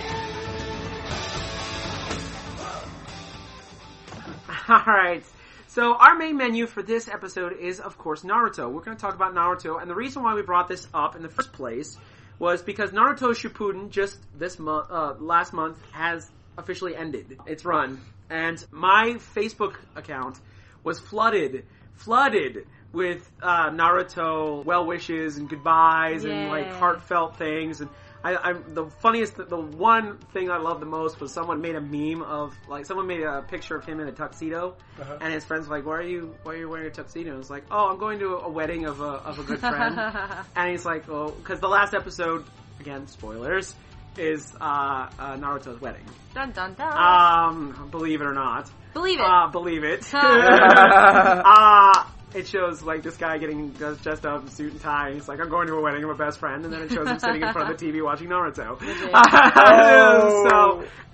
He wasn't the only one. A lot of people, said his pictures, but I've seen it all over the place. And when one of those things where when you see other people excited about something, you kind of either if you've been excited about it before and you just haven't seen it in a while, or you've never seen it before, but you kind of want to see it. It kind of gets you excited to see it. Yeah. That's what it happened to me, basically. I got excited, and I actually went back and watched Naruto from the beginning, and I was flooded with all these emotions of just all these different things that I remember, back when Naruto first came out, and watching it on, Toonami and stuff like that. So, but I've already told most of this story, so I don't want to go over it again. So I want to go with you guys. Now we're going to switch it up a little bit. So Diana-saur. Yeah. So where did you first see Naruto? How did you get into Naruto? You know what? I think I was... what's 4th grade? 4th or 5th grade? I think I was 9 or 10.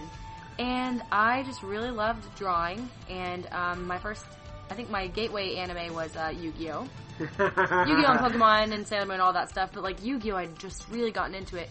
And so I found a Shonen Jump magazine at like Barnes & Nobles or something. And I just had to read it. And all of a sudden I stumbled across something called Naruto. I was like, what? This isn't on TV. So at first I discounted it, but as I grew a little bit older and I turned 11, I read it and I was like, oh my gosh, this is amazing. Like, I want to be a ninja, and he was so inspiring and things like that. So I just read the manga because they didn't really invent the anime for it yet. It hadn't really taken off and gotten super popular in America. But I just showed it to all my friends. I got like my whole 5th grade involved with like the story of Naruto. We had 8 people, so it wasn't that big of a deal. Maybe. Wow. Well, you know what? Maybe not. Not but, my experience. Well, you know something? I disagree, because even at that age, the fact that you're able to get that many people invested.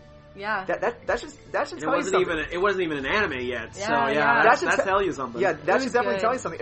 In fact, it almost kind of reminds me when Power Rangers came on the scene, and I remember at the after school program that I had in my elementary school, there were like a whole bunch of us that were just, we would play that on the playground. We would try, but anyway, but still, Or me with Ninja Turtles. Exactly. But wow, the fact that you had eight of the students with you at that point in time, that should tell you just how just of what was to come, like just how big this thing was going to be. It was 100% of my class, man. Yeah, I mean, that's right.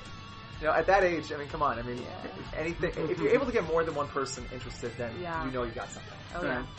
All right, so Danny, how did you get into Naruto? Actually, I really got into it courtesy of another friend of ours, who's not at Disney Quest anymore, Brianna. And she actually was telling me about it. Now, I had kind of heard bits and pieces about the Naruto anime, but I was not really that much into the mythos. I really didn't know much about it other than like a few slight little things in passing. That he was just this goofy ninja wannabe in an orange tracksuit. But much like myself. Yeah, much like all of us. Yeah. So, but however, though, she introduced when I started reading I actually was watching the episodes online, the original episode. Oh, nice. And all right, the very first one, and that got my attention. It just got me going, and there was just something about this anime, because up to this point, my only exposures to anime were, of course, Pokemon, Yu-Gi-Oh, and thanks to another friend of mine, Cowboy Bebop. Nice. Yes, I mean that's a real gem right there. I just saw that recently, for the first time. Yeah, a real gem, and of course it introduced the world to Steve Bloom. Yes, it did. Voice of Orochimaru. Yeah, that too, wow, very you much. Really know your voice actors. Yes, Yep. But anyway, so as I started watching the episodes, I'm like, wow, this is pretty deep. And that's right. And just as time went by, I mean, you find out a lot of things about him, about a lot of the other characters and who they are and what makes them tick. Except for Sasuke, he's always a mystery. Well, Yeah, well, yeah. I mean, at first you think that, but at first you see that about him, but then as time goes by, you realize that there's a lot more. He's a lot more complicated than that, and plus you find out so many other things. Like he's a lot more complicated than the emo bad boy that all the girls like. Yeah, and it turns and I know this isn't really much of a spoiler at this point in time, but it turns out in the beginning, before all the stuff that happened to him and whatnot, he actually was a little bit like another character who was a friend of Kakashi's. He was like Obito essentially, because or at least that's what the idea, that he was a very kind boy, very respected to his teachers, not a brooding guy at all. Yeah. Not the emo kid we all not the- know and love. Exactly. But then, of course, Love when is a strong word. Yeah, love Yeah. is a strong word. yeah, but then of course, the massacre happened, and that's when his personality completely changed. Well, one could not blame him. No, Yes. no, not at all. And of course, as time went by, Naruto really started to realize that if the situation were reversed, it'd be him, and especially more so when he found out from the masked guy that we all thought was Madara Uchiha, but then we found out it was Obito. Again, for those who don't know, there's a scene where Naruto, Kakashi, and Captain Yamato are in, I believe, Lightning Country, and they encounter the masked guy, aka Obito, and we don't hear what he tells them, but if you've seen the episode where the masked man pretty much, or aka Obito, tells Sasuke the truth of the massacre, that's when Naruto's like, oh my gosh. Now, my only disagreement was that I don't agree with the fact that he I'm kind of two minds of the fact that he chose not to say anything to the rest of his friends when they asked him, like, okay, well, why would Sasuke do this? Yeah. Because I can kind of see why Kakashi would want to keep it a secret, but at the same token, considering the fact that these people are also Sasuke's friends to some extent, they kind of had a right to know. Mm-hmm. Now granted, now that the series is over, I don't know if they all still know. I would imagine that Sakura has to know, for obvious reasons now. Mm-hmm. But, granted, it kind of shows the village in a bit of a negative light, but then again, this is nothing new after all. Well, with good comes bad as well. Yeah, so, and villages having to make really stupid decisions. Right. And after all, look at Star Wars, which is funny because Kishimoto himself has said that he is a fan of Star Wars, and if you look at how the story arcs go, you'll know that there are a lot of Star Wars elements there, like how the Jedi Order, how they were during the prequel era. Right. They made some decisions, but anyway, long story short, you find that things aren't exactly as black and white as you think they are, and as such, you kind of have to, you have to, as Kakashi teaches, you have to look underneath and see if there's more to it than what you realize. Right. And even that's just the tip of the iceberg. The one thing that, anyway, sorry, I'm going off on a tangent. We're not even at the right section yet. But anyway. But my introduction was via Brianna, and as I started watching the episodes and reading the manga, I really just got into it. I just did. And just, but yeah. But that's my foray into it. Okay. Alright, so let's go with favorite characters. Diana-saur, we'll start with you. Who's your favorite Naruto character? Oh my gosh, the ramen shop guy. He has the best job ever. The rower! The rower, am I right? Exactly. You couldn't do it without the rower. Yes, you could. Oh, come on, rower. We're giving you some credit here. Or, in all honesty, Gaara, because he just has gained so much respect. Like, I remember when, in one of my favorite arcs, in the very beginning of the manga, when I read it, the Forest of Death. I almost called it the Circus of Death. That sounds way worse. Not the same comic. Yeah. Anyways, where, Naruto would call him, like, an eyebrowless freak and all that, but, like, to the very end of, like, their last big fight, when, the Jinchuriki, kind of come out and attack everything, and Naruto doesn't give up, and he calls him his friend. And that changes Gaara, and I think Gaara is one of those really cool characters. Like, I would really want to be his friend. I would want to follow him. I actually just got to, or one of the episodes I left off of was when the Great Ninja War is about to start.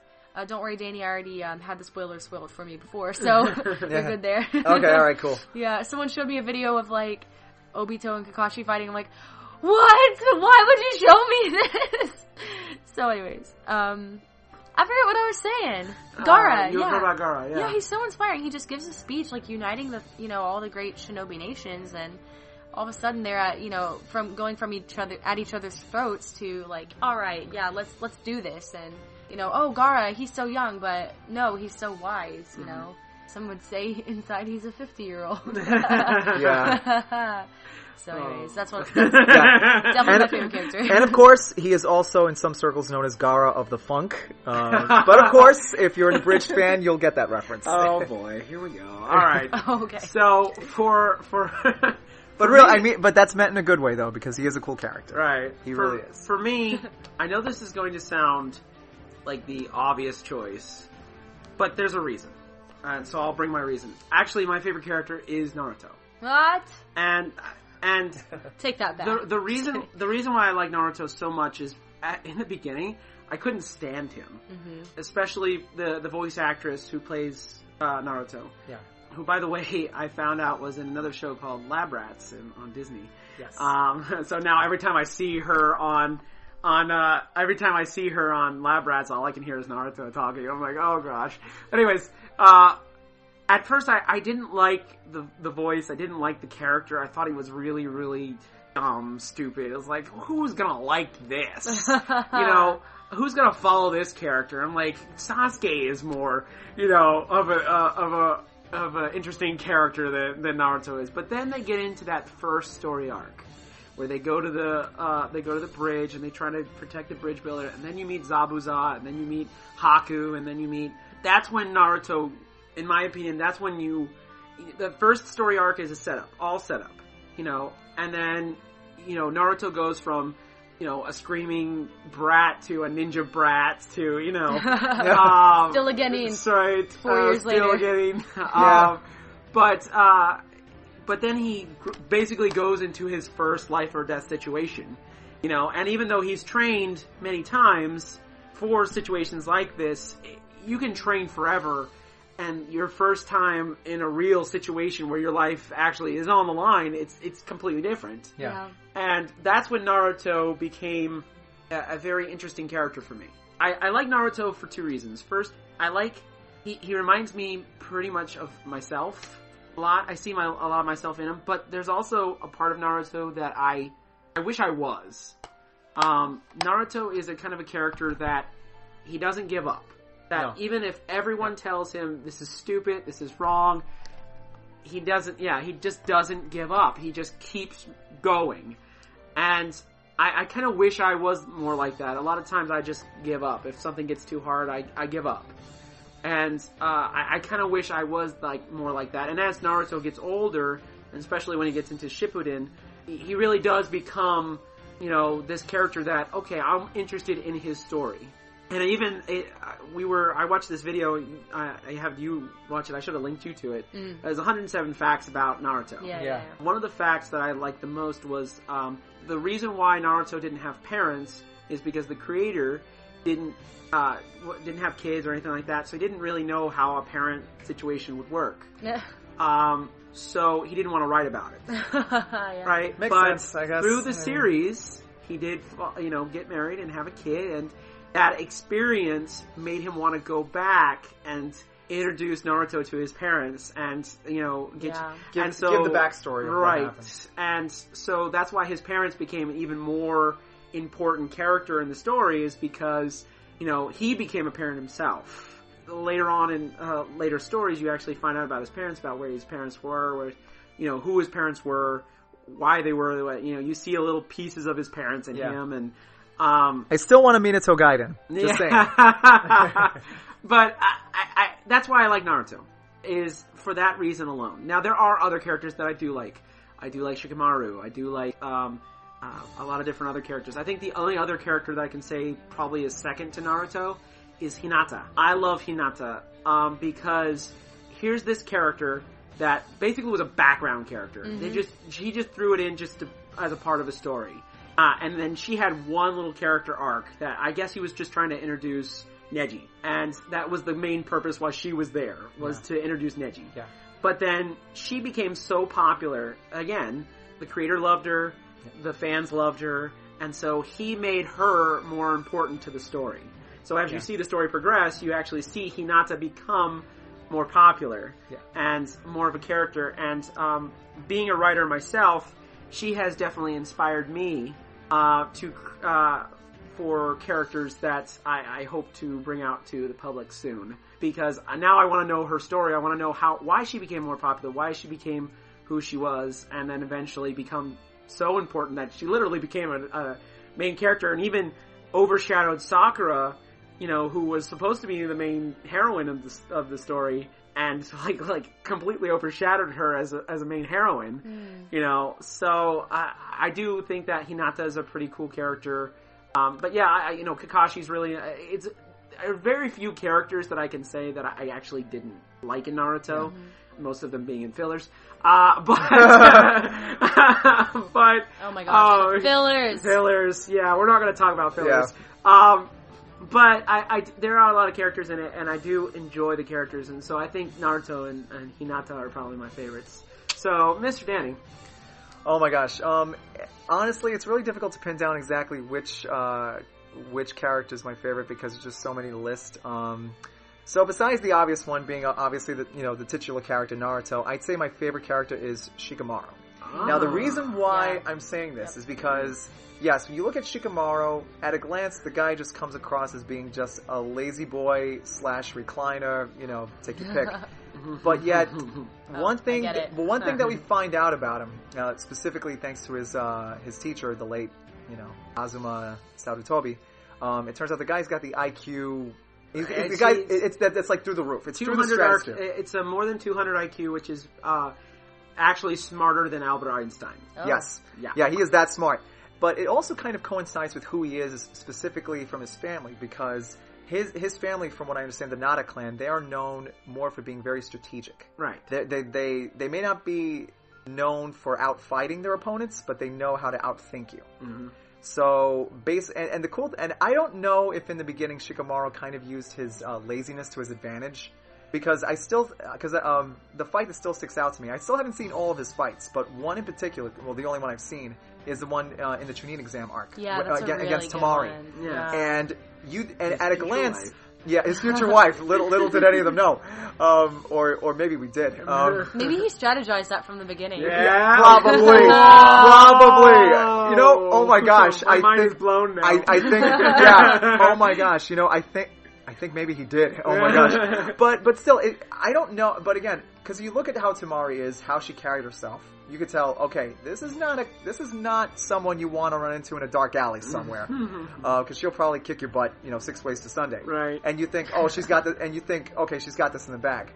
But then you find out, wait a minute, Shikamaru is like several steps ahead of her. Right. And it's a very, very, very interesting fight. Yeah. And that's just the start. And he knows his jutsu really well. Yes. That's why he's so, effective with his attacks. Yes, and that was one thing. So he really would be my favorite. I mean, granted, plus, and let's be honest, okay, he can go ahead and say that Tamari is annoying, but I'm going to tell you right now, being a red-blooded, straight guy, I can tell you right away that yes, Tamari is pretty hot. So Naruto called it. Yeah. So it's just So he really is a very good character, and you know what? That's the kind of character that I would be if I was a ninja. I would basically kind of just try not to give away that I actually know what in the world I'm doing. Right. I would just kind of be like, whatevs. But then when push comes to shove, I'll just be like, okay, da-da-da-da-da-da. In fact, come to think of it, I wouldn't be the least bit surprised if we were to have like a fight, and I don't know if they've done this, but if anyone has seen the Sherlock Holmes movie with Robert Downey Jr. Yes. or even read any of the Batman comics, you'll notice that the characters when they fight, there's kind of like in the thought balloon or thought caption, sometimes we're like, okay, well, in the Robert Downey Jr. movie of the first Sherlock Holmes film, he's kind of going over, okay, how do I fight this guy? It's like, okay, right cross to left cheek, and he starts doing the model, and he kind of starts thinking it to himself before he gets into the fight. Right. And then when he gets into the fight, boom, boom, boom, boom, boom, it happens so fast, it's like, right. Okay, he's down. I could easily see Shikamaru just doing that. Yes. And all the while, everyone wonders, but how did... So it's, but anyway, but yeah, he's my favorite character besides, the titular character. And he's who I would be if I was not Naruto, because I can be hyper, but I'm not as loud as Naruto is. I could be if I wanted to, but I don't. I got you. All right. Now, with any popular anime, there always comes movies. Yes. Now, there are many Naruto movies. Which ones do you guys like? Well, for me, it's kind of a toss-up between the very first one, Clash in the Land of Snow, which has been ruined because of Naruto Bridge. But continue. Well, it wouldn't be the first movie to have that done to it. And of course, the what was the one? The next one's kind of a toss-up between the one where he meets the priestess Shion or Shion. That's the first Shippuden movie, and the other one where he meets his dad, where he travels back in time and meets his father. Okay. Oh, okay. Yeah, I didn't know that was a movie. Yeah, or was it an arc? Technically, there's two ones that he meets his dad in. There are two movies that he meets his dad in. One is Path of the Ninja, and the other one is it's another one. I haven't seen it yet, but he goes I like know Naruto. Tower? Yeah. Naruto goes to like a alternate universe. Oh yeah, that's and there's like his father's there, and who's a little bit younger. There's like a different version of his father, Kakashi, and his mother. Yeah. So basically, it's Clash. The first movie, Clash in the Land of Snow, and either a toss-up between the first Shippuden film and the other one where he meets his dad. Not the time travel to the alternate reality, but the other one. Okay. All right, Diana-saur.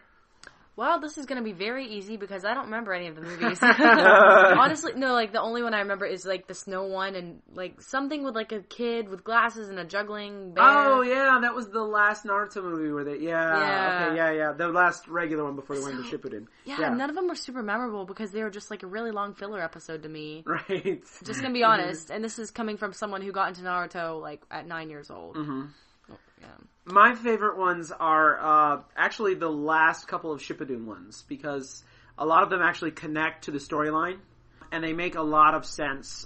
So the last couple of ones would be Road to Ninja, which if you haven't seen the movie yet, I'll give you a synopsis.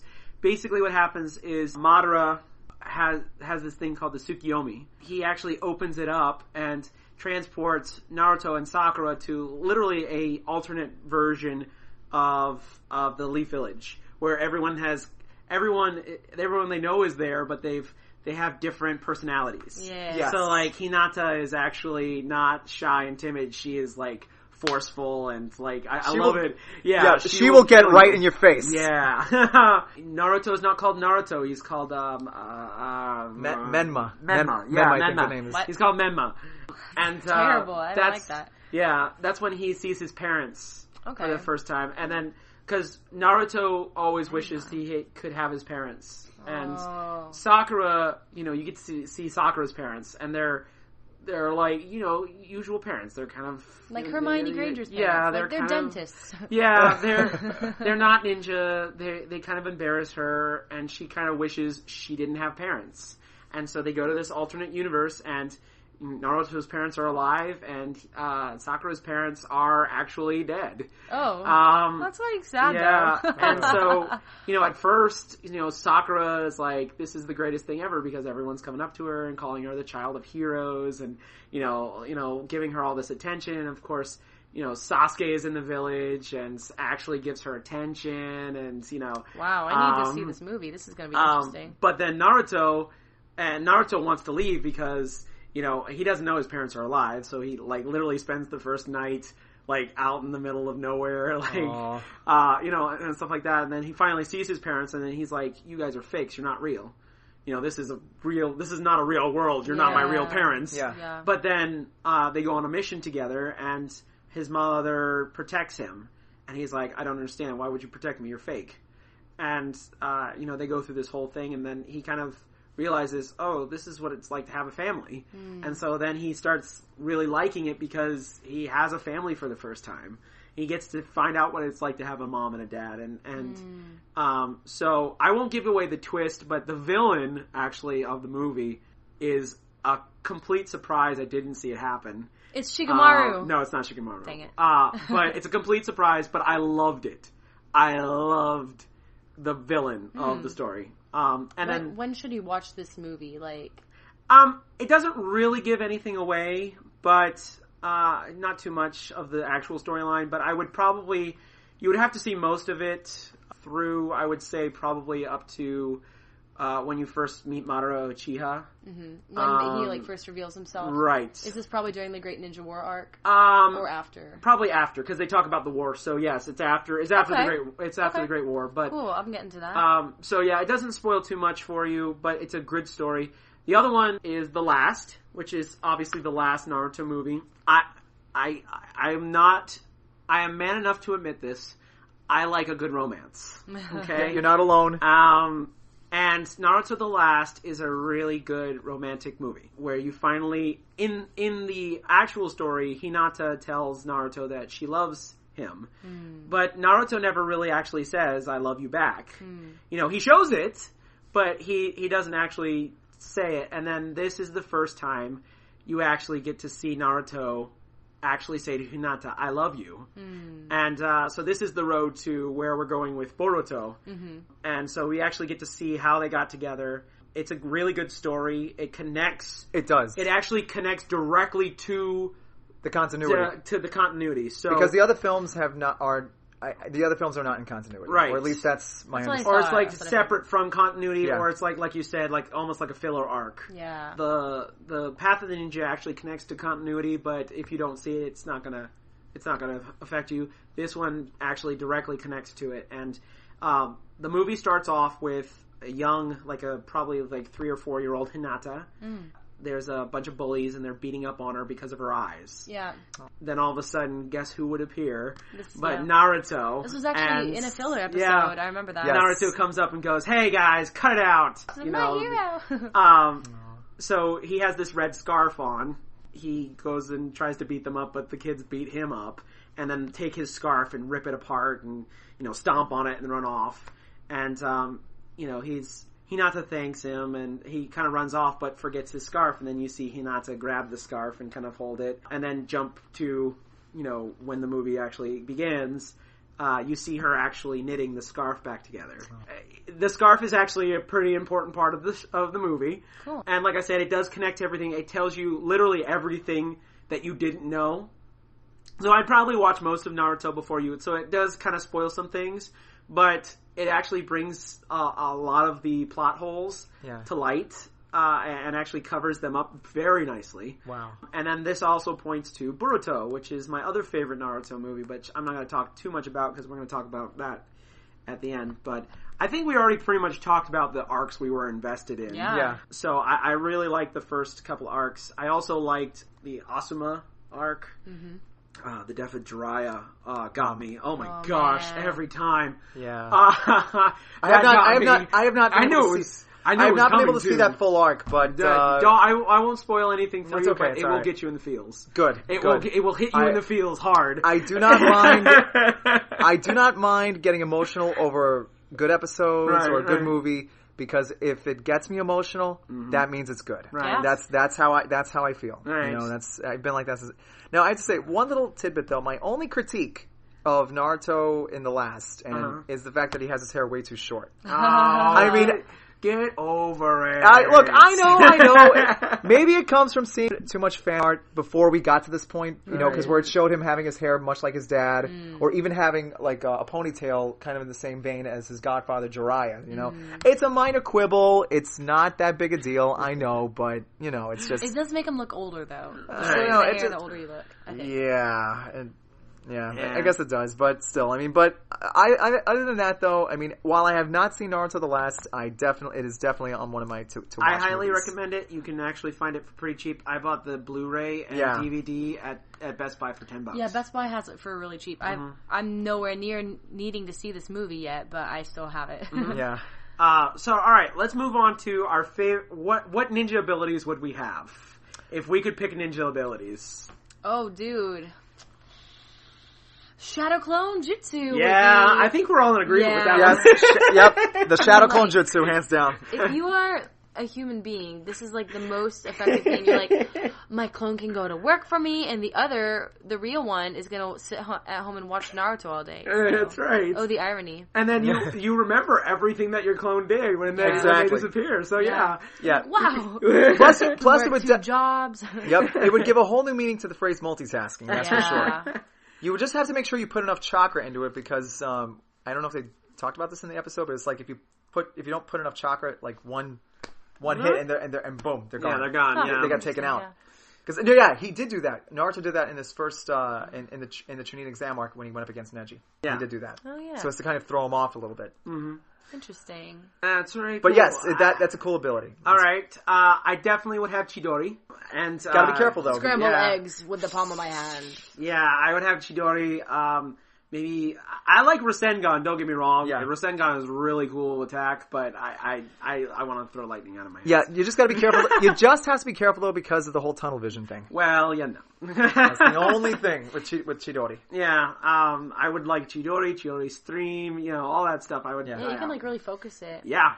Ooh, another good one is honestly like for me, I'm a late person, so like Minato's like teleportation, like yes, I'm Yes. late to work. Throw that kunai. Oh crap, I forgot some milk. Good thing I left a kunai at the store. All right. Just leave it right in the, leave it in your locker, and Or- that way if you're ever late, poof, you're there. In my locker? That'll be terrible. No, leave your kunai in your locker, and then just teleport right or even, not even really the kunai itself, but the seal. If you need to, it's a seal, Because that's what Minato did against one ninja. He actually tagged Marked him, him, with the seal, and then as soon as he got Kakashi to safety, boom, took out the baddie, and it's like, okay, cool. Let's Minato's the best. Yeah. Any other powers you would want to have?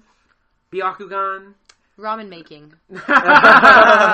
Oh man! If they ever made an Ichiraku, I would go there. I want to go there. I think we all would. Yeah, I think the closest thing we have to Ichiraku here in Orlando is Super Saiyan. Yeah, or there's actually a couple other good ramen places. One called Sapporo. Ooh. I haven't been there, but like I've heard it's really good. Like, okay. Yeah. Anyways, I gotta go.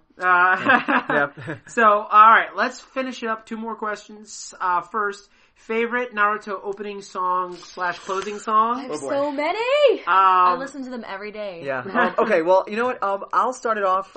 We'll just go with the original, the very first one, because that's the theme that started it all. Rocks. That's the one. Rocks. And there's also two. And there's also 2 other ones. Heroes Come Back, which was the first opening for Shippuden, and the one during the Azuma arc, Let's Go. Yeah. Which I believe Closer.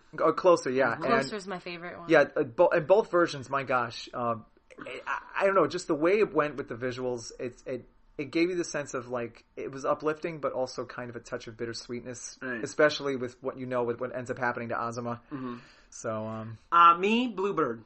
Hands down. I love Bluebird? that. Yeah, it's one of the openings. I love that song. It's such a beautiful song. The visuals for the opening are just beautiful. Yeah. and turn with it. And I've heard it, different versions of it. I've heard it in English. I actually have an English version of it sung by I don't know who the girl is, but whoever she was did a good job. Did an amazing job. Cool. And I love that song very much. I think the only other Naruto song that I could say in my top 2 is Go. Yeah, we are fighting dreamers. Yes. I love that cool. song. Flo has done a lot of different I love animes. all of Flo's, yeah. But yeah, I definitely say that's probably, and it's definitely inspired me too. That whole song too has inspired me as well. So that's another reason why I love it. So what's this? Okay, so this one might be my new favorite. It's like the one. It's like I realize a screaming pain. Yes. Is that one's by Flo? I forget what it's called, but I love it. It's called Sign, I believe. Oh, Sign. Yes. That one and Remember. Mm-hmm. Go and Closer. Those are my top 4. Yeah, definitely. All right. Now, what are we looking forward to with Boruto? I mean, we're going on to Boruto now. I've seen the movie. I have to admit, I really liked the movie. I didn't know if I would like it or not, but it was really good. Now, Boruto is different from his father, but also has a little bit of his father in him. Mm-hmm. I love the... Mischievous. Yeah, he's a little bit more mischievous, but he's a little bit...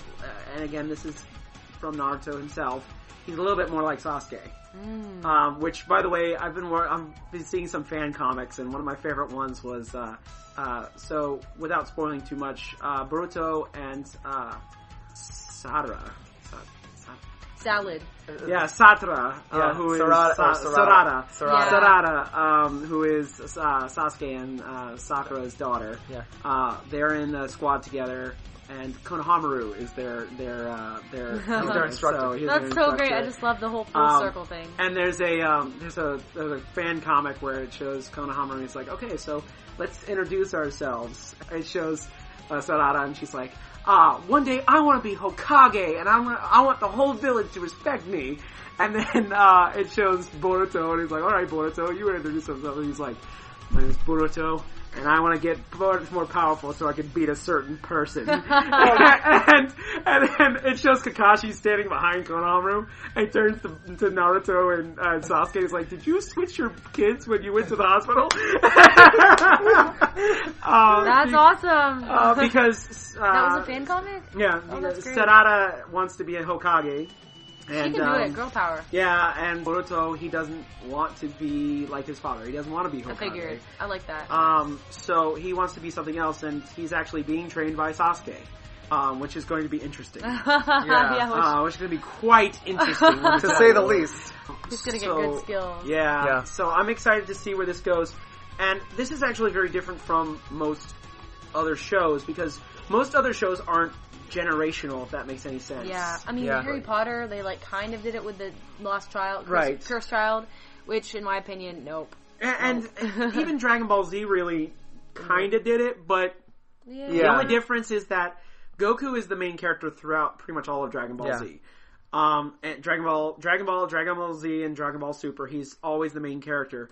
But with this, we're shifting gears. You know, Naruto is not the main character anymore. Boruto is. And that's why they renamed it. Mm-hmm. So I'm excited to see where it goes with it. We already know how it begins. So I'm a little nervous of where it's going. Yeah. Do you know why they call him Boruto? Because I thought that was like the dumbest name I'd ever heard before. I don't know. Exactly. It was almost like a play on Bolt. I don't know exactly. I know Naruto. Oh, that makes sense. Yeah. Maybe. I know that Naruto got his name from a specific thing that they put in ramen. A fish patty. Right. Yeah. But I don't know where Boruto comes from. I'm sorry. I don't have my internets with me. But anyways, it's kind of fun, and I do also like that, him and Hinata both have a son and a daughter. Yeah. And their haircuts are so cute. Yeah. Oh my gosh, but do not get little Himawari angry. Yeah, don't get Himawari You do angry. not. You wouldn't like her when she's angry. Yeah. That's Himawari. That means sunflower, I think. Yes. Yeah. Nah, Himawari, who's I love her because she looks like Hinata, but she has the two whiskers. They both two whiskers. They both do. So, they both do. Both Boruto and Sarada. Yeah. So see what I like about that always begged the question: would Naruto's kids end up having the whisker marks or not? Right. I mean, we know how Naruto got them because he was in direct contact with Kurama's chakra while he was in his mother's womb. Right. But we always wondered, okay, well, would Naruto's kids get that? And that answers the question. Yes, they would. And the thing I also love is that Boruto is very protective of his little sister. So I can't wait to see how that plays out too. He's very protective of his little sister, and he likes to watch out for her, even though sometimes she scares him to death. For reasons I'm not going to disclose. Yeah. So I'm looking forward to Boruto. I can't wait to read I know that the first volume is out now, and also, of course, the anime is out now, so you can watch that. They're doing what they call a simuldub, which is really kind of cool, which basically, when the episode comes out in Japan, it also comes out in America dubbed. But the only way you can watch it is through the Funimation website or streaming app. Oh, okay. All so they do the same. They're doing the same thing for My Hero Academia season 2. Interesting. They're dubbing it. They're literally dubbing it as they're animating it. Okay. That's kind of cool. Yeah. So that's pretty cool. So. All right. I think that wraps it up for our podcast here, guys. So before we end the podcast, I'd like to first again thank you, Diana-saur, for coming on to the podcast. And showing up very much like a ninja, like out of nowhere. Before we go, we always like to give a chance to tell people where they can find you on the social medias. Oh, yeah. So where can they find you? Yeah, I have them. Social medias, because I'm social. What do I have? Well, if you follow me on Facebook, first of all, let me know how you got this. So I'm like, wow, who's this random kid? And then just send me a message that says, like, hey, I heard about you through the podcast.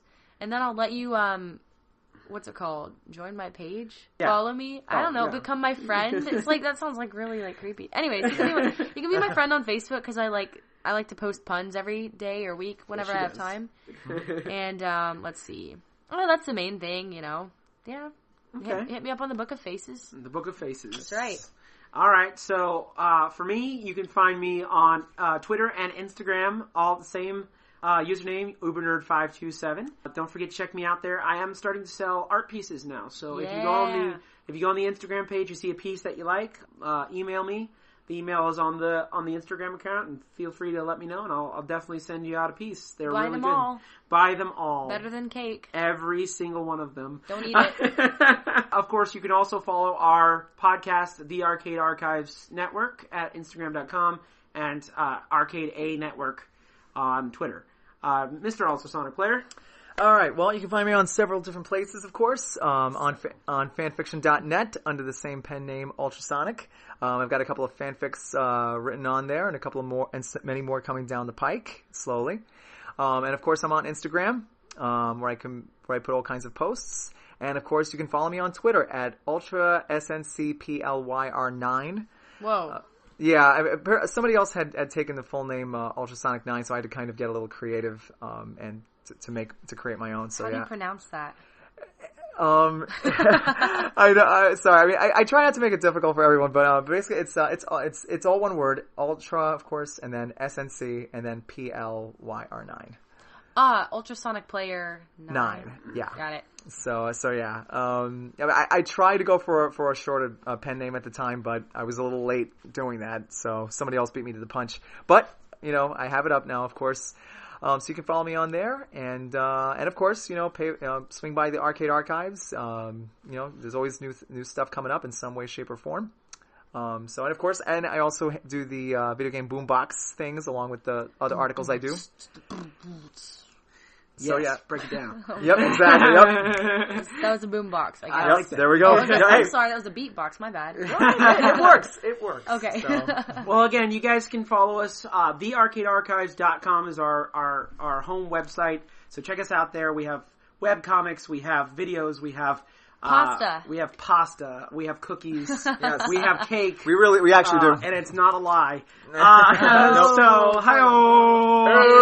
So, so thank you guys so much for listening to our website. Feel free to comment below if you're listening to this anywhere. Let us know what you think about Naruto. What are your thoughts on Naruto? What is your favorite episode? And all that fun stuff. Whatever we talked about on the podcast, feel free to comment on it. And thank you again, guys, for joining us. And as we always like to say, end the podcast, keep playing like it's 1981. Thank you, everyone out there, and best wishes.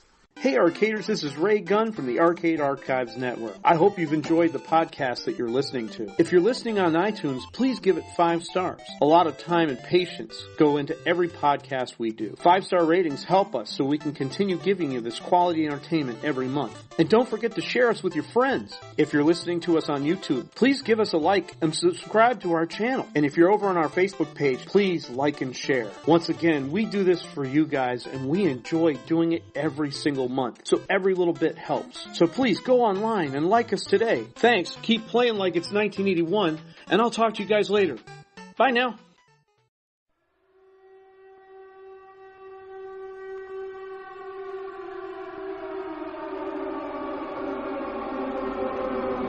Message from headquarters. This is a Rebellion production and is part of the Arcade Archives Network. That is all.